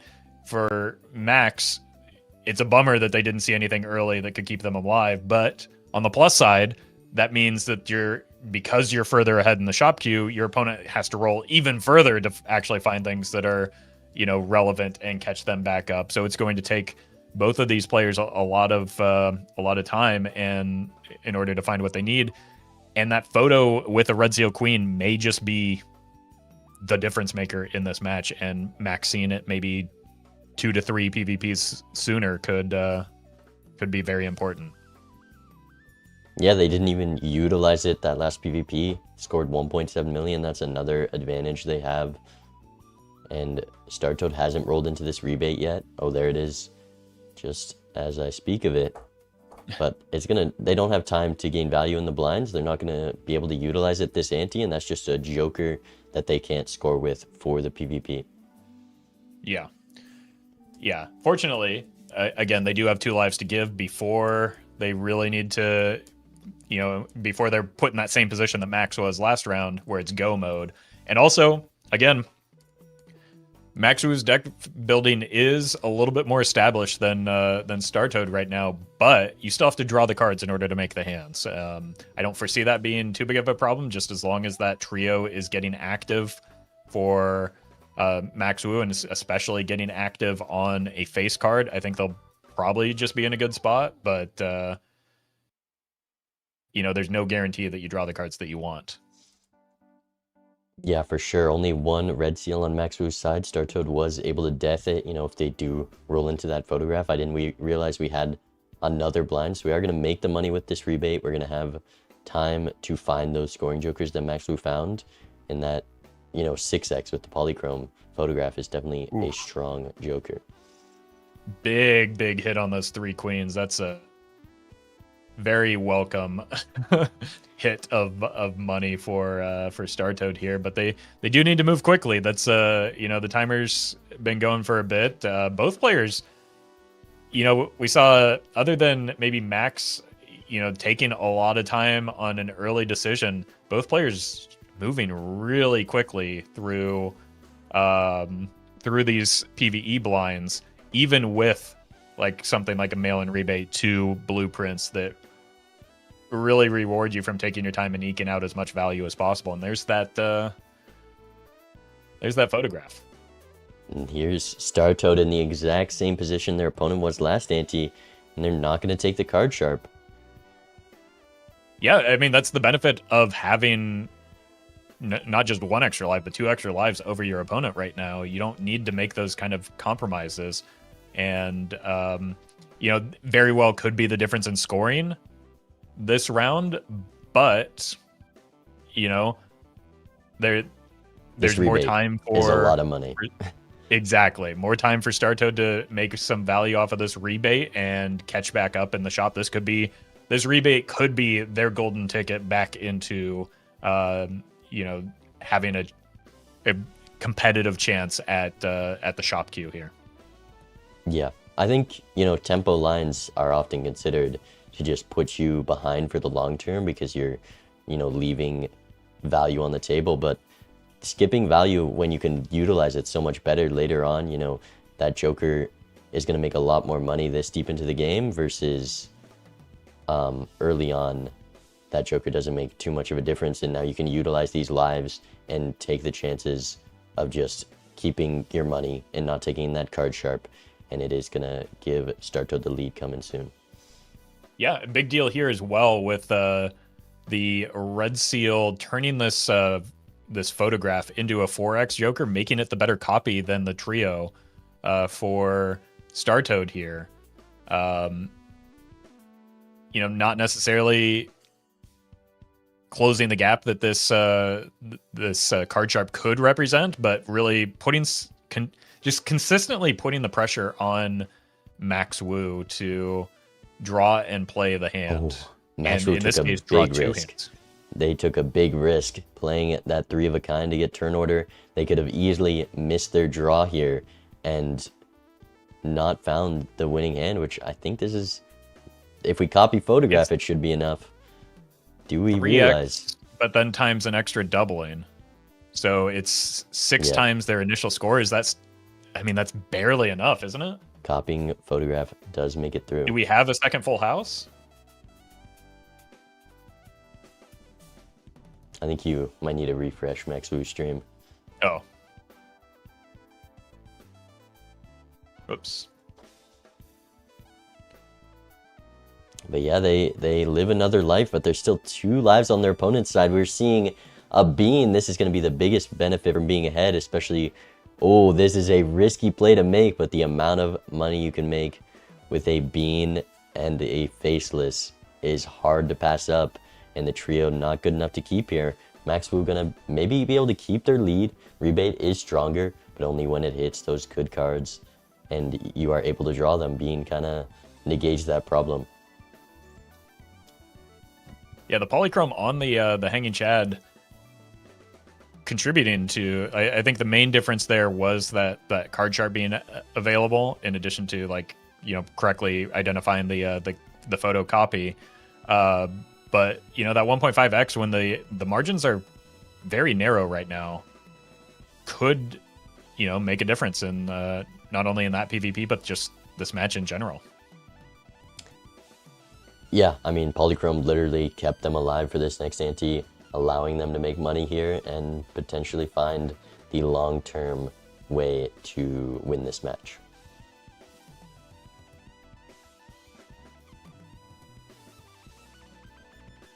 I'm very surprised all we've got for scoring with 2 blueprints and the amount of money we found is just a photograph, and that's it. Yeah, it's not the most exciting setup from what was a pretty exciting start to this run.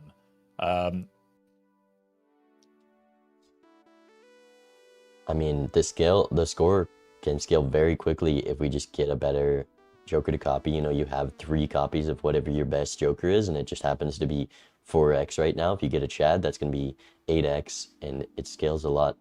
StarToad catching up in shop, though. We see the beam and the faceless at the same time. That took a lot less time than I was expecting, at least. I think a lot of that is,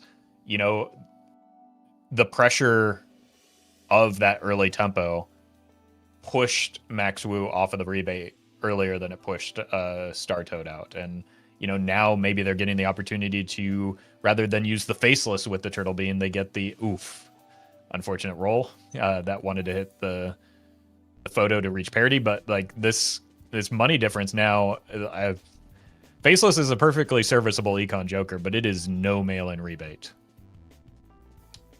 Yeah, definitely with this hand size, it's going to be a lot easier to make some more money, especially if it hits one of those cards you have extra copies of, We see the Bloodstone pickup for Max Wu, having to sell out of the Bean before the Faceless. You know, maybe we're not going to be able to draw our cards now. We don't got the best Joker in the game anymore, but we do have this Bloodstone with those Red Seal Heart Queens already is definitely going to be strong, and we'll see if StarToad's able to find them before the match is up. You know, they're having a bit of a tough time finding those 4s here for the rebate, and just being ahead could finally pay off for Max Wu because they can just gain a life here if their opponent doesn't find the Bloodstone. I mean, Bloodstone does actually have to do something in order for it to make an impact on the score. But you know, if these red seals become hearts, that takes away some of the error-prone nature of a Bloodstone. And actually, I say that as right. we see the heart is already, or the red seal is already a heart, so no concern necessary there. Yeah, that is a big advantage. Even if StarToad does find this Bloodstone, they may not even take it. I know they're not a fan of the Joker, and we also need a Sun card to utilize it properly. So that could be strong for Max Wu, just being ahead on this Bloodstone, especially if it's the strongest thing in the seed. They do find it, though. Okay. Do find it, but very, very few hearts available on the side of StarToad here. You know, it has the opportunity to reroll some tarots with the Emperor in the pack, but has been really, you know, waffling back and forth between clubs and diamonds, and a lot of hearts became casualties as a result of that. And you know, just simply don't really have the deck composition to make the Bloodstone a threat right now, but does have the luxury of one additional life to, you know, have the time to maybe set that up, as well as keeping that mail-in rebate in order to, you know, find the resources in the shop necessary to make that Bloodstone do something. Yeah, Max Wu able to find another Sun card with the Fool upstairs. There's nothing to Sun in this pack, but just being able to use this Fool and get the rest of your queens into hearts can be very strong. And the reason we didn't see that Sun for StarToad is because both players have opened a different amount of Arcana packs. You know, we saw, I think it was after the first PvP, Max Wu had that comeback money to open an extra pack, and it's paying off here, finding that Sun card just in time for PvP when StarToad was really the one that needed it. Yeah. Very, very, very true. And also, not even just the that extra one, it could be potentially a second tarot pack behind as a result of StarToad taking an extra skip, which, you know, depending on what the tags are, it could also be relevant, because that's one less, you know, double tag available in this, what would be the final ante, assuming we get there. Let's see how this Bloodstone does.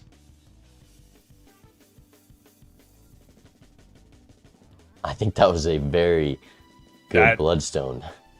I mean, it looks a lot better than what I've been seeing recently, but when you do have two blueprints pointing at it, you know, it's bound to pick up the slack somewhere. So, you know, you can just kind of brute force your way into Bloodstone doing something, as Max Wu was able to do here.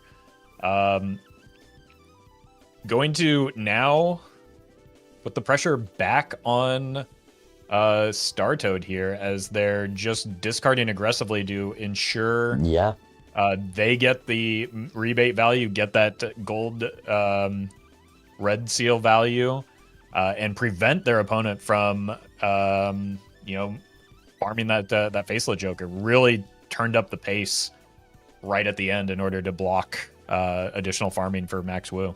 And there's that Sun card coming right after the PvP.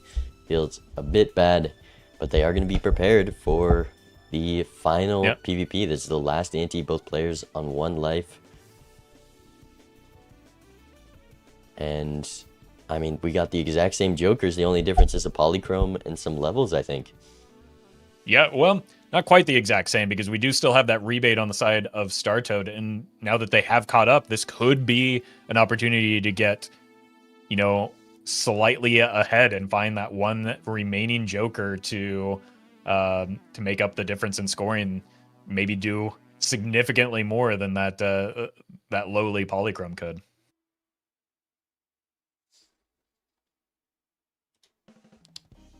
Now, Yeah, in this spot, are you looking to use the Sun card early in order to get an opportunity to find it again, especially with that purple seal available, or do you just want the security of having it available to make your flush house in the PvP? I think with this amount of Tarot Gen, and you kind of need this Bloodstone to score 100,000 points here. I think. True. But there's a lot of cards to turn hard still for Startoad. They're gonna need more than just one Sun card, so they do decide to use it here early, and not even on both red seals. So they could miss out on a red seal Heart Queen if they do not end up finding that second Sun card. Yeah, and not a guarantee that they get through here either. It looks like there is a little bit of Bloodstone variance in play, but not completely asleep on the side of Bloodstone, so we do get through there. And Max Wu on the other hand, you already establishing that flush 5 of queens with that red seal, picks up another Sun card. Less important for Max than it is for Startoad at this point, though. Ooh, and I mean, it's a late Ectoplasm, and we're just gonna risk it with this Faceless. Oh no! On last life, I mean, they take the 1 and 4. Yeah, the only reason that's you take rough. that Ecto is to find 2 more scoring jokers, and now you can still only Right. find 1 more, and it's useless Yeah. to be able to hold this in the PvP because it is the last ante. So that was a very, I mean, it was a risky play, but it was the complete miss. And I mean, the issue compounds too, because now with the smaller hand size, it's going to be much harder to not only hit your hand, but also get value off of that faceless joker that you're now stuck with, because it's a negative anyway. That finding multiple hands in order to discard for the faceless, because you wanted to keep the faceless, is now a big challenge. Yeah, this hand size loss could easily lose the game here. I mean, 21 cards, we're not guaranteed our draw, especially if we are greeting for this Faceless, and they're not going to take the risk. They are going to take the safe route, but it just, honestly, costing us money and hand size, the low end on that, I don't think they considered how much it would hurt them.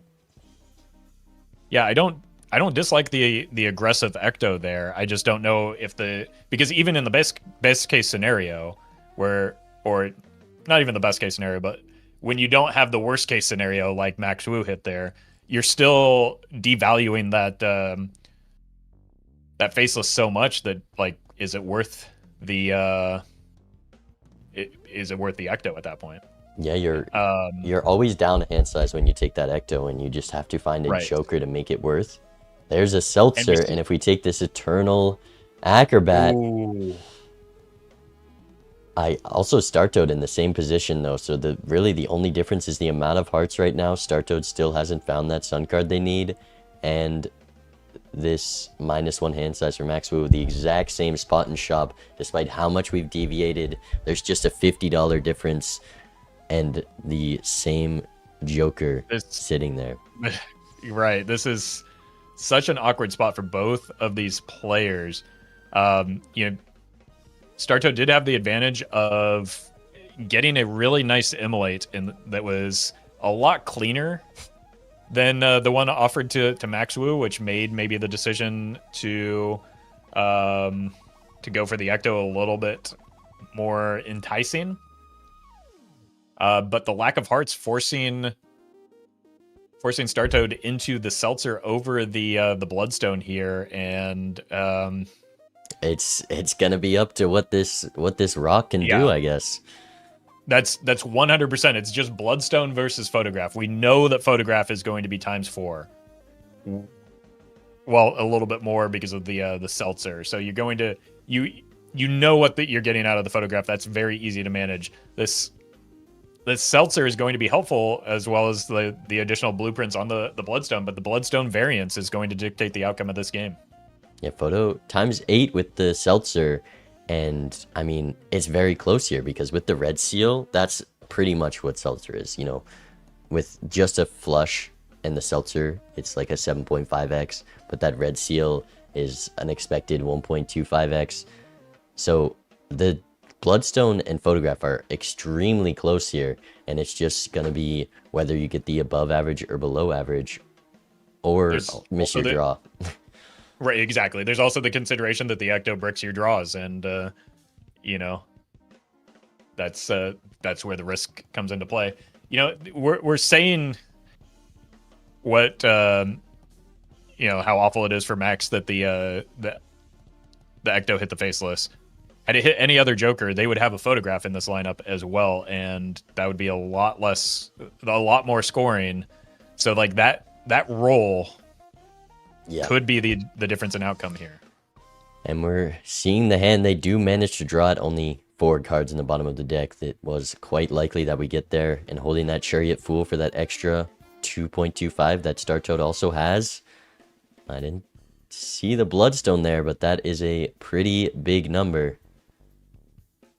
Yeah, the Bloodstone did look E7. quiet at times, but picked up the slack eventually. So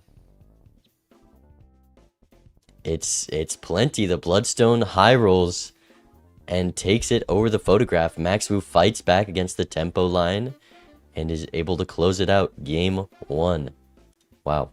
Really, really clean play from both competitors, but the turnaround that just, it was clear that you don't make a play allowing yourself to get down to 1 life like that unless you're comfortable in that position and have done it many times. And I think Max demonstrated that, you know, there was a lot of pressure on him, but it didn't show in the way that he navigated those you know, those 4 consecutive PvP rounds that he piloted to victory.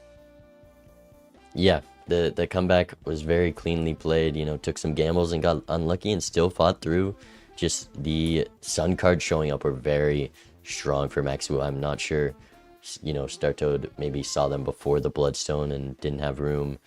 But Max Wu just being ahead in Tarot Q from skipping less and, you know, having that money at better times allowed them to use the Sun cards, pivot into Hearts before the Bloodstone even came, and closed it out because Bloodstone works on 5 cards, photograph only going to work on that 1 red seal queen.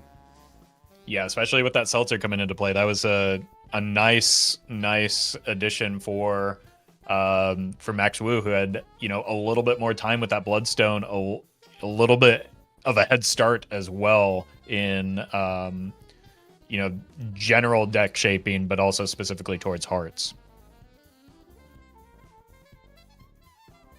Sure, we're going game 2. I think we're running back the exact same deck and stake. It's just going to be like me and Burb. You want to play what you're comfortable with, especially when not only that time. Makes it easier on the casters. That's less production work we have to do. So thank you to the players for appreciate you know, the consistent decks and stakes. It is fun watching Anaglyph. We saw the rare skip. You know, it was strategy from Star Toad to make Max Wu force take that.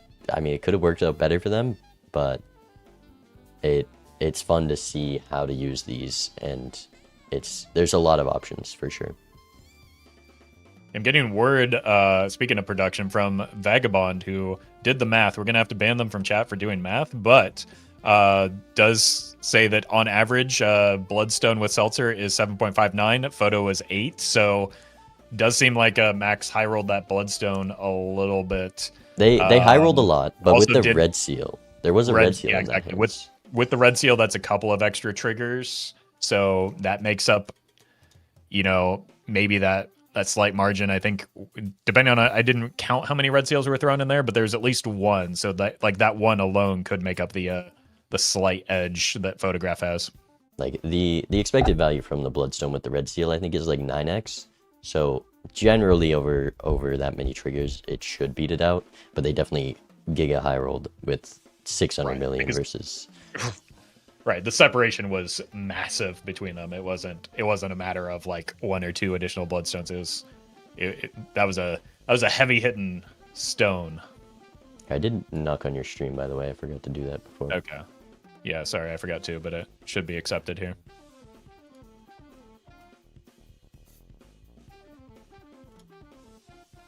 I think Okay, let me- you have to turn on share chat. Really? It's not working for me for some reason. Yep. There we go. All right, we're in it. Game 2. Both players finding that one-hand win. And once again, it's probably just going to be a clear buffoon back line. Yeah. Droll Joker, a serviceable starting Joker, but not worth the loss of information of missing that first buffoon pack. I mean, an odd Todd can get you through the blinds just as well as this Droll Joker can, so you might as well have a chance at it. Wow, and With we're early seeing- skip for both- the investment tag. I mean, investment tag is extremely Oh, yeah. strong, no matter the case. So I'm not too surprised by that. It's still valuable, even though you want to skip later in the game. But the biggest divergence, Max Wu takes the odd Todd, which is going to be stronger early game. But this castle, a lot easier to utilize. Maybe a little unlucky with this boss blind for that castle. But we'll see what pays off. It depends how long this castle can stay in the lineup and scale. Because odd Todd, instantly with a 5-card hand, that's 150 chips. Right.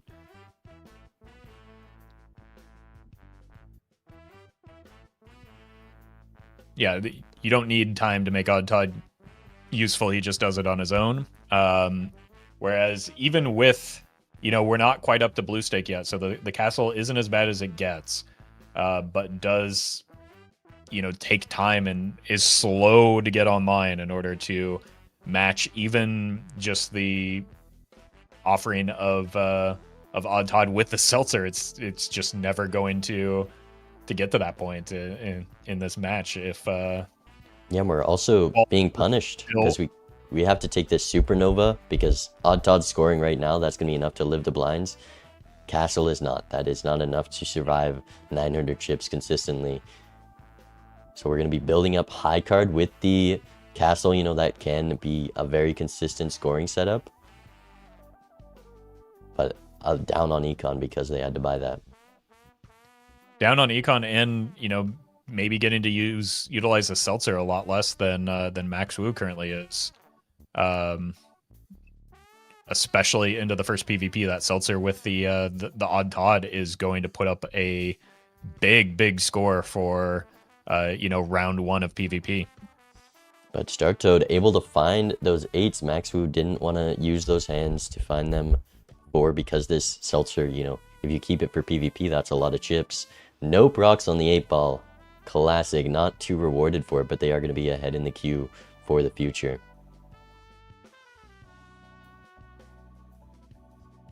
Oh, they draw 2 more 8s. That hand didn't clear. 0 for 8 on the 8-ball. Yikes. That's now that's looking like one of my 8-balls, and that's you can see why I skipped this Joker a lot more than Zeno tells me I should. I mean, Start Toad was able to get, all those 8 triggers in that blind. If they are able to play more 8s, like we're seeing this draw here, they could find something to benefit them, but Max Wu just going to sell out of it. That's very smart of them because there's no taros coming anytime soon, and we want to get these Jokers from Riff Raff. That is someone who has dealt with the frustration of 8-ball enough times to know that it's just not worth it. But that also opens the door for... That's unreal. Was that 12 attempts now? 0 for 12. Max Wu just giga rewarded for getting out of it. And Start Toad punished. They've spent more hands. They're going to have less money to find this Riff Raff. It's in a role that Max Wu took that they were able to afford because they took because they took the odd Todd and were able to one-shot the blinds. He's in a great spot econ-wise. And it's just no upside for playing towards 8-ball. Feels bad. Yeah, and with what this seed has provided, you would expect to be rewarded for playing towards 8-ball, and it's still just not hitting. This is this is unreal. Like, Start Toad should get rewarded for keeping this 8-ball and is simply not going to. I mean, one Empress card wins this PvP. There is so many chips on the screen and no taros, or no malt, other than this supernova on high card.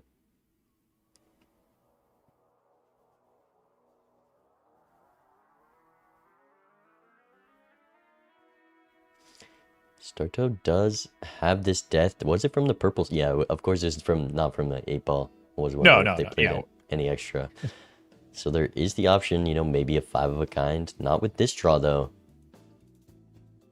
Yeah, making some aces early. Just, again, kind of a flip of the script from the previous match where Max Wu taking on this tempo line early, going to put the pressure on Startoad, who took that castle. Again, as we stated, something that takes time and effort to actually compete with the odd Todd. Yeah, there's a castle that's showing up again. It'll get you one joker ahead in the uncommon queue. Uncommons are important, but there's a lot of them, and getting only one ahead isn't likely to matter that much. And selling out of the only source of mults, and we're just going full chip mode here. Yeah, and we see Startoad behind in the riffraff queue. If you're keeping this for a while, that's just, it could be rewarding, and or it could be punishing, just depending on when the scoring jokers come. Like, if both players are keeping this headed into PvP, that's probably your whole scoring plan, is whatever riffraff gives. I mean, at this point, the 8-ball needs to hit just so that Startoad can make it out of the blinds. This is like, they need that Empress just to beat the blinds. There's no molt. This is unreal. Full chips, 2 more 8s. These 8s have to hit. There's no way they don't. You say that. It does win. They're going to look for the rest of them. Get that extra castle value. All right, now's your chance, 8-ball. I believe. Oh.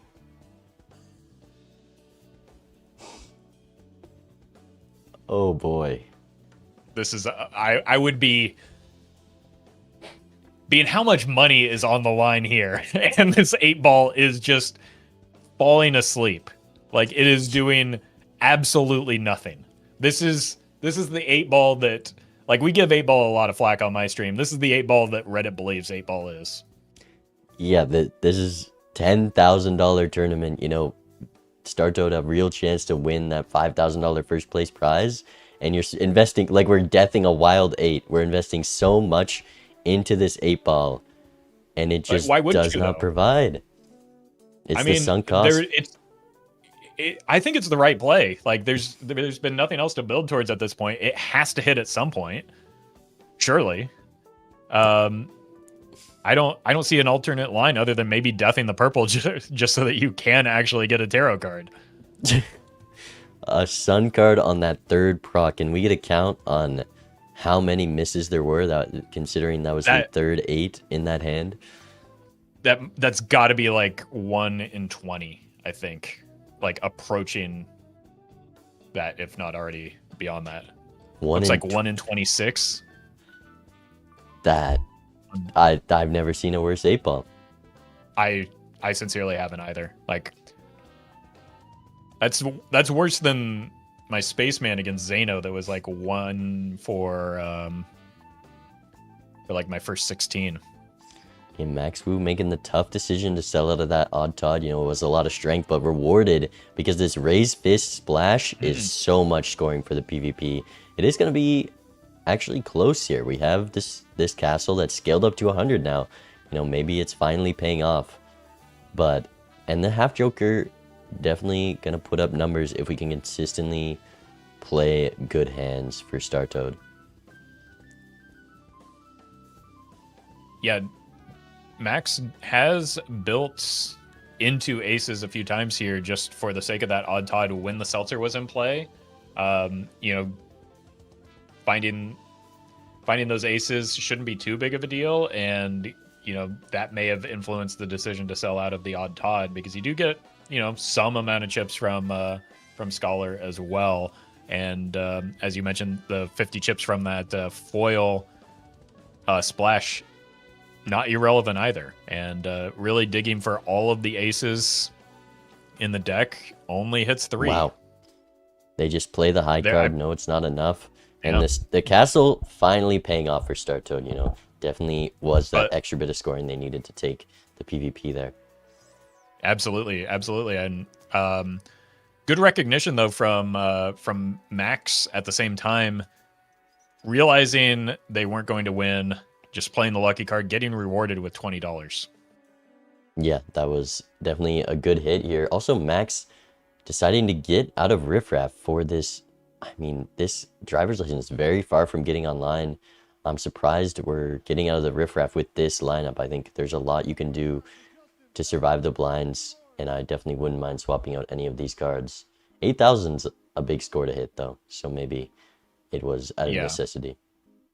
It did Death of Purple, so you know, going to have a slightly more reliable way to generate taros than Star Toad right now, and also maintaining the opportunity to farm this reserve parking, which pairs nicely with the raised fist. Star Toad, I think, dead to blind here. The 3 of a kind's not enough. They were too greedy with their discards, and they're gonna lose a life here and get that extra 8-ball proc. Maybe that is an upside.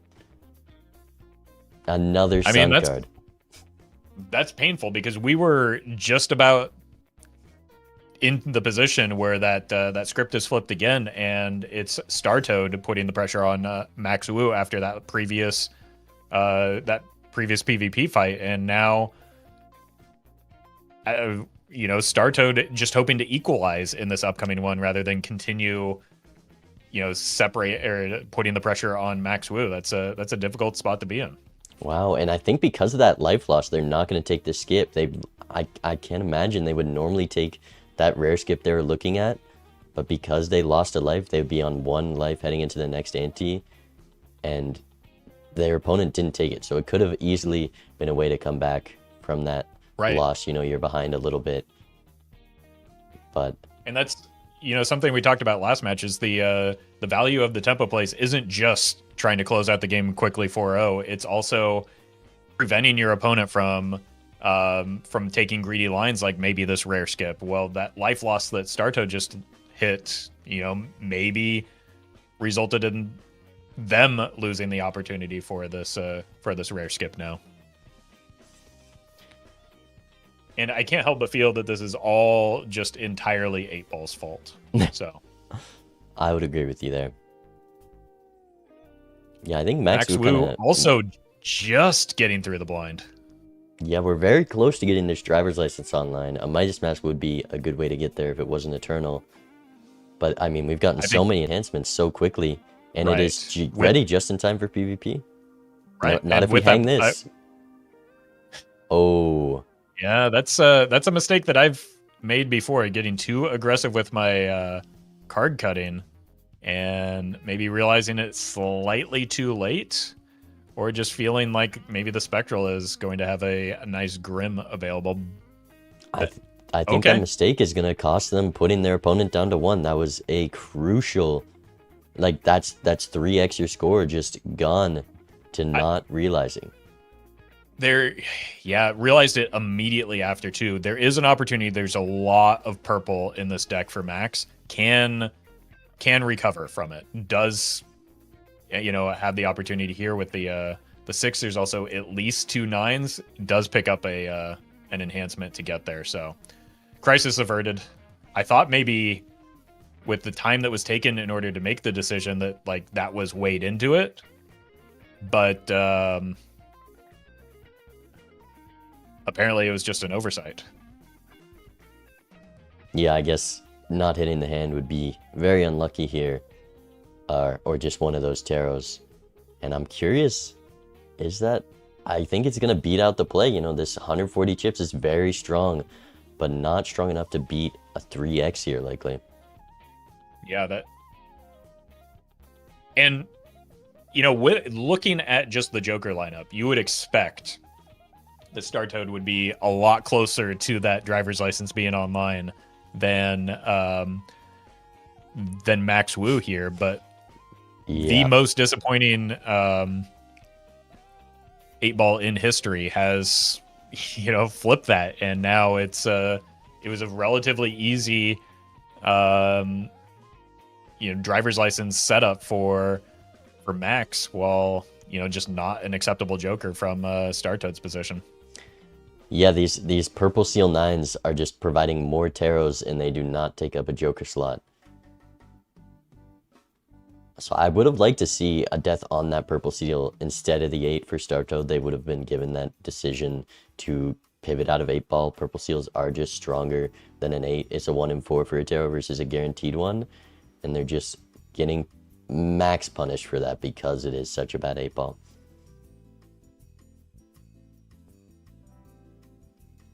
We see a creative flush house from the side of Max Wu, thanks to some of those wild cards, getting that blue seal to provide a decent amount of value on a hand that doesn't really require a lot of levels in order to be good. Yeah, there's the first death on a purple for Startoad, made me thinking this 8 ball can't stay too much longer. And there's the driver's license. I'm curious to see how close it is to being online. Not very close. 8 enhancements away. That's a long road to travel with I mean, there is a tarot merchant in the shop, but you have just a couple shops in order to make that happen, right? Because I do think that a lot of the early deaths on the side of Startoad were used on 8s. Now, fortunately, they were used on those wild 8s, but the wild 9 with the purple seal allowed more taros to be generated on the side of Max Wu here. Yeah, we're finally seeing that 8 ball leave. It feels weird selling your tarot gen for a joker that you need the taros to get online, but it just had to go at some point. And we'll see if Startoad can get this online, because Max Wu, they picked the driver's license up at a similar point. They had like 5 enhancements, but the taros just led to them being able to get it online within 1 ante, so we'll see if Startoad has the same luck here.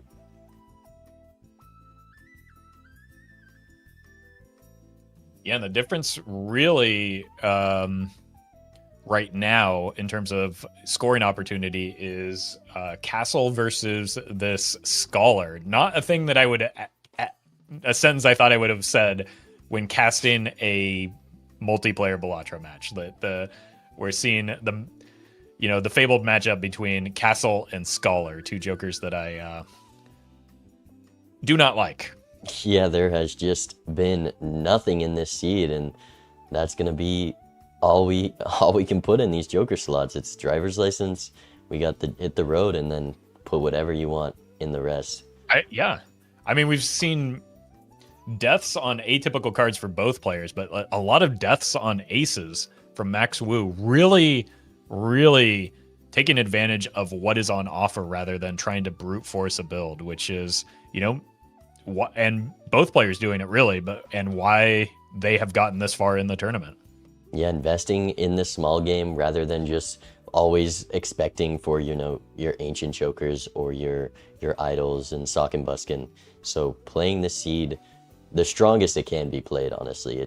There is not many jokers, and they're doing a great job to score with what they're given. Yeah, and if we do happen to see another Bloodstone up here, Max, once again, in a very good position to make use of that, not only because they have more hearts currently, but also a lot more leeway in order to set that up with the extra lives available, in part because Startoad had that unfortunate event in the blinds. Startoad on 1 life here, rolling down a lot. We do have this chariot. We're going to be able to get that driver's license online just in time. Ooh. There's a rebate for some good econ. Max Wu ahead on lives and econ. If they can squeeze out this PvP, it is over, but they're also prepared if they can't take it as well. Yeah, I think with the Acrobat coming into play for Startoad, going to be a little bit difficult to make up for the loss of that extra 3x that is available on the side of Startoad, but does have the ability to, again, give away some lives, ramp up the money, and build towards something with this hanging Chad in order, an idol is going to be a potentially nice pickup for Max here, especially with that hanging Chad in tow. I think the difference here, that castle blocking an uncommon joker allowed Starto to find this acrobat in time, because without that, they would be in a lot of trouble here. I think that the Absolutely. castle play paying off after Odd Todd did so much work for Max Wu. Yeah, and it's we see Max Wu setting up the big hand for the final hand, but it's just, you know, likely going to be well. I mean, Startud does have to draw the hand first, but does have a lot more potential for a big number here if the hand is drawn. We're going high card. We've got the 3x to get online. We have the acrobat. It's just enough thanks to that chariot card and the levels we've gained throughout the ante. I mean, there's so many things that could have gone differently here to not score that extra 20,000. So a very close game. That's a small difference for being up an entire joker. So, you know, Startoad very happy to take that life, but, you know, Max Wu still has this mail-in rebate, still is ahead in the shop queue, and now picking up a red seal with the opportunity to, you know, further separate themselves. And we're taking a spectral skip on 1 life. This is a risky play, but Max Wu doesn't do it. So this Wraith, you know, that could be a blueprint. That's a nice joker to see. Spectrals are... Now, the spectral skip is not super valuable because you only get to see 2 per pack. But spectrals are a great way that you can find some separation from your opponent if, you know, you get an opportunity like this where you see a lot of spectrals and your opponent doesn't. Yeah, and an Invis Joker, just about the last thing you want to see on 1 life heading into the PvP. That's a Joker that you have to make a tough decision. Do you want to keep this?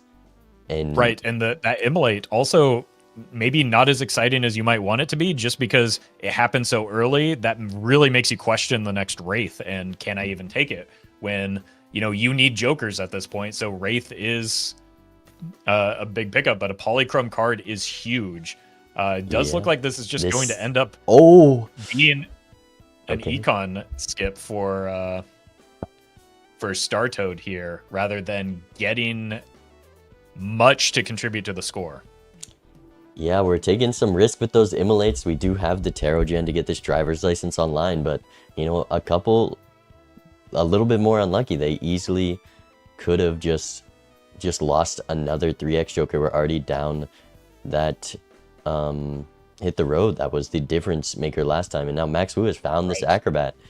So it's a scary spot. That is a scary spot. The one upside is hitting the Polychrome is huge, but without the hanging Chad, it's not that meaningful in terms of the difference in the scores that are present right now, especially if we're banking on high card being the hand that we're scoring with right now. Polychrome, not really a big contributing factor when you're only playing 1 card. Okay, is able to beat the blind. That's important.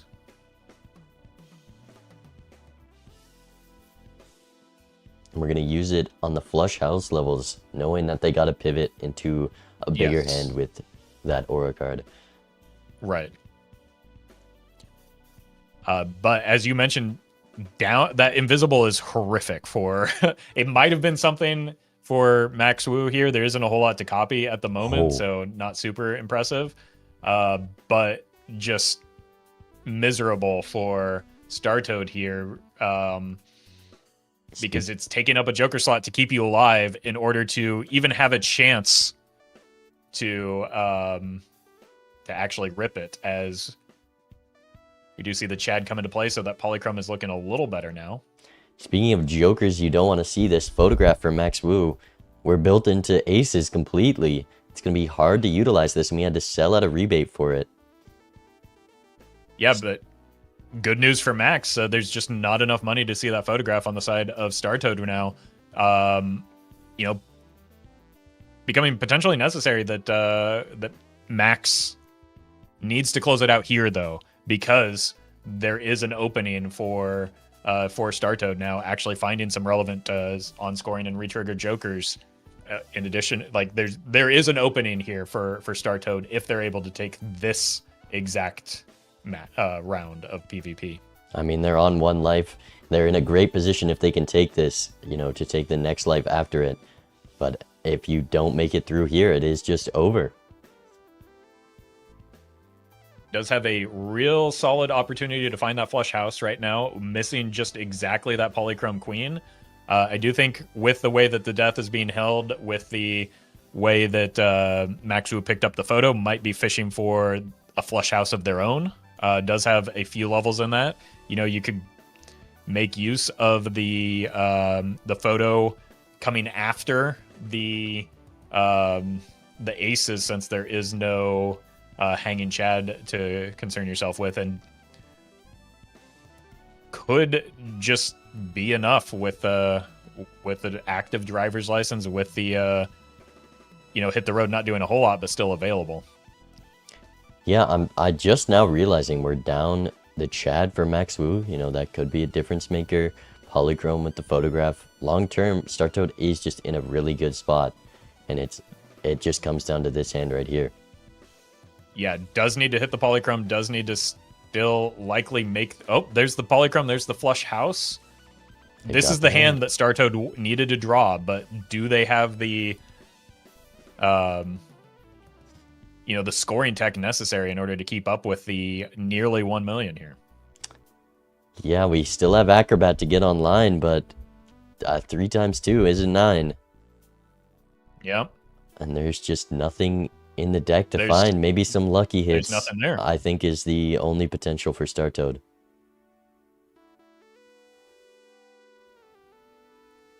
And even then, that's, barely going to move the needle, but is worth a look. The top end's higher. It gets the money proc, but no... Oh, no mult to be found no at all. malt, and Wow. that's game 2-0 for Max Wu. Just not able to find the scoring to compete, and that tempo line of the Scholar pays off. The level difference, it's over. Yeah. I mean, really interesting match. I think both players did play well. That the difference is maybe just the 8-ball not paying out, to be honest with you, because like that the tarot gen looks very different if that 8-ball is average, and that 8-ball was so far below average that Yeah, it was almost comical at a point that it went 1 for the first 25, and also probably contributed to that life loss that StarToad had in the blind as well. But just both games incredibly well navigated by Max Wu, really leveraging the econ advantage that was present at critical moments in both of those games, using the comeback money in order to, build up the deck fixing and turn the corner, and then taking a slightly different route here, making some aggressive lines with some extra money from those purples that were propagated over the course of the run. Yeah, Max Wu played this very well. I'm definitely scared to face them in the finals. I'm not seeing much of a weakness there, but we'll see if I can, hold my ground tomorrow in the finals. But yeah, that was hard to say that there were many mistakes made along the road here for Max Wu. Just one small oversight in the driver's license, maybe, but we've all done that before, right? Yeah, for sure. Because I definitely have. there was so few mistakes. Both these players, they made it this far. You have to be consistent. Very well played games, and it's just fun to watch them play. I'm excited for tomorrow, and we'll see how it goes. Yeah, definitely should be a good show tomorrow. We've got so is the order going to be Max Star Toad versus Burb first, and then the grand finals after that with Max Wu and yourself. I believe that's how it's going to go. We're going to close it out with the grand finals, do the third place match. You know, that match is still definitely high stakes. There's $1,000 difference between third and fourth. So lots to still compete for every player. Yeah, that's a big swing between third and fourth. So it's still, you know, a very important match going to, again, still two very, very skilled players duking it out in multiplayer. And then you get to cap things off with the Max Wu versus Bean grand final. So should be a great show tomorrow. Yeah, I appreciate you joining me today. It was fun to cast with you. I'm excited to watch back and see how that first match went, but I appreciate it. Thanks for doing this. Yeah, thanks for having me on, and thanks for hosting it. This has been a lot of fun, both as a commentator and a viewer. So, and GG's in your match as well. Appreciate it. All right, I'm gonna let you go. All right, see you. Peace. All right, that's second last day done, chat. Tomorrow we're closing it out with the finals. We're in the finals. Like, I don't get to cast. I'm kind of a little sad I don't get to cast the finals because that'd be hype. But we got Vagabond in the booth, so you know the energy is gonna be high. Vagabond casting grand finals. We'll join him for the third place match. It's gonna be a good watch. So make sure, you know, you get your snacks ready for tomorrow. I'm excited for that, because I guess we can just take a look at the prize pool here.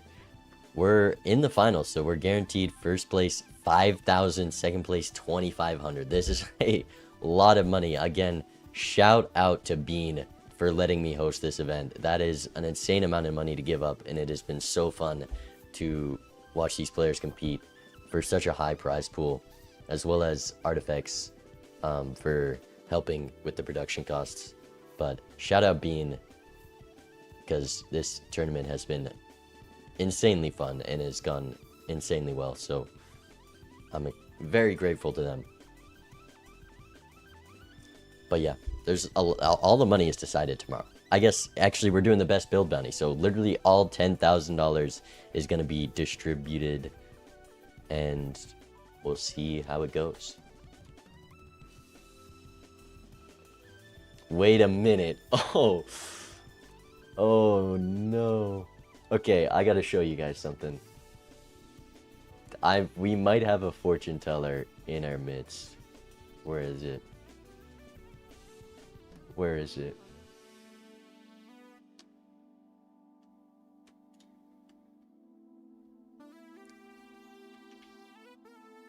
It doesn't bode well for me. It doesn't bode well for me. One sec.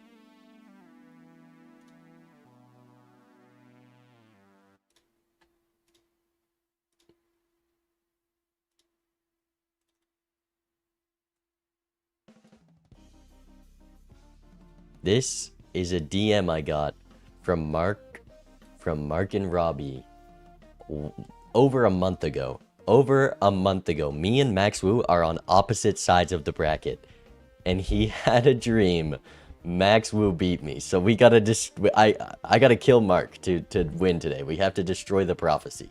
I think we gotta fix this somehow, chat. I don't know how you call this. Where, like, does Mark know who Max Wu is? You have to be a fortune teller to conceive of this. You have to be. It's insane that this message was a month old and me and Max Wu were on the opposite side of the bracket. Oh, you beat him round 2. Okay. That makes sense, but insane call. Insane call. A month ago. And we're facing off in the finals. I gotta do some voodoo magic to somehow beat this prophecy that has been foretold.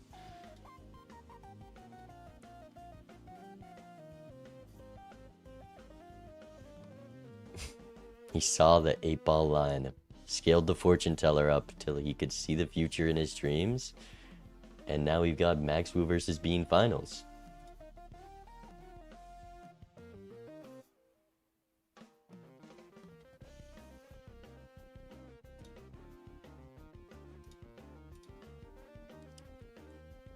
Alright, well, I mean, this stream was way shorter than I thought it'd be. 4 hours for 2 best of 3s? You can't ask for more. One of my best of 3s took longer than today.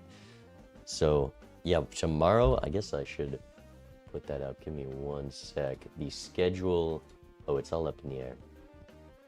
Oh, actually, no, it isn't. It's going to be starting at 12 EST. Let me save that.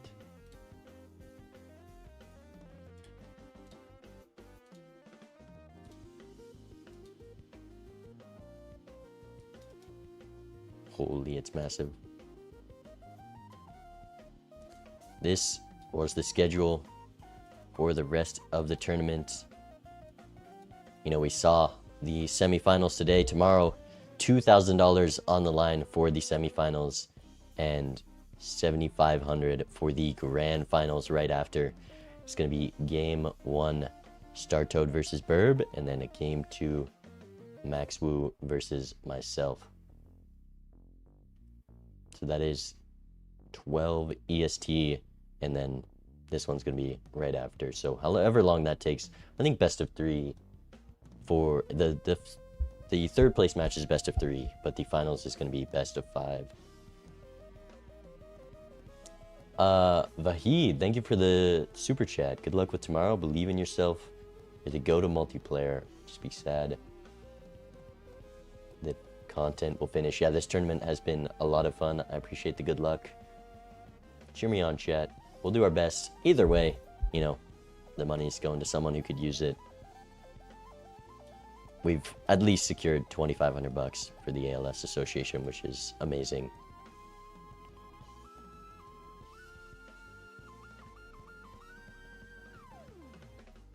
What's being up to now? Probably ending stream, and we're gonna go meditate and prepare for tomorrow. So I'm gonna raid Raffle. I think he's finishing out a run he started today, which is definitely interesting. I think there was 2 soul cards in the run.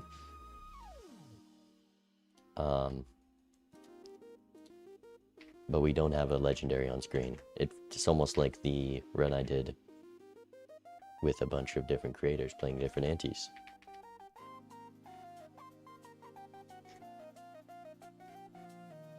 But that was fun. Shout out Raffle for casting with me. You know, he is such a professional. He's so easy to work with and has been amazing to schedule this and a great help all around. So shout out Raffle. Don't be weird. And peace out. See you tomorrow for the finals, chat. Grand finals tomorrow. Be there. Be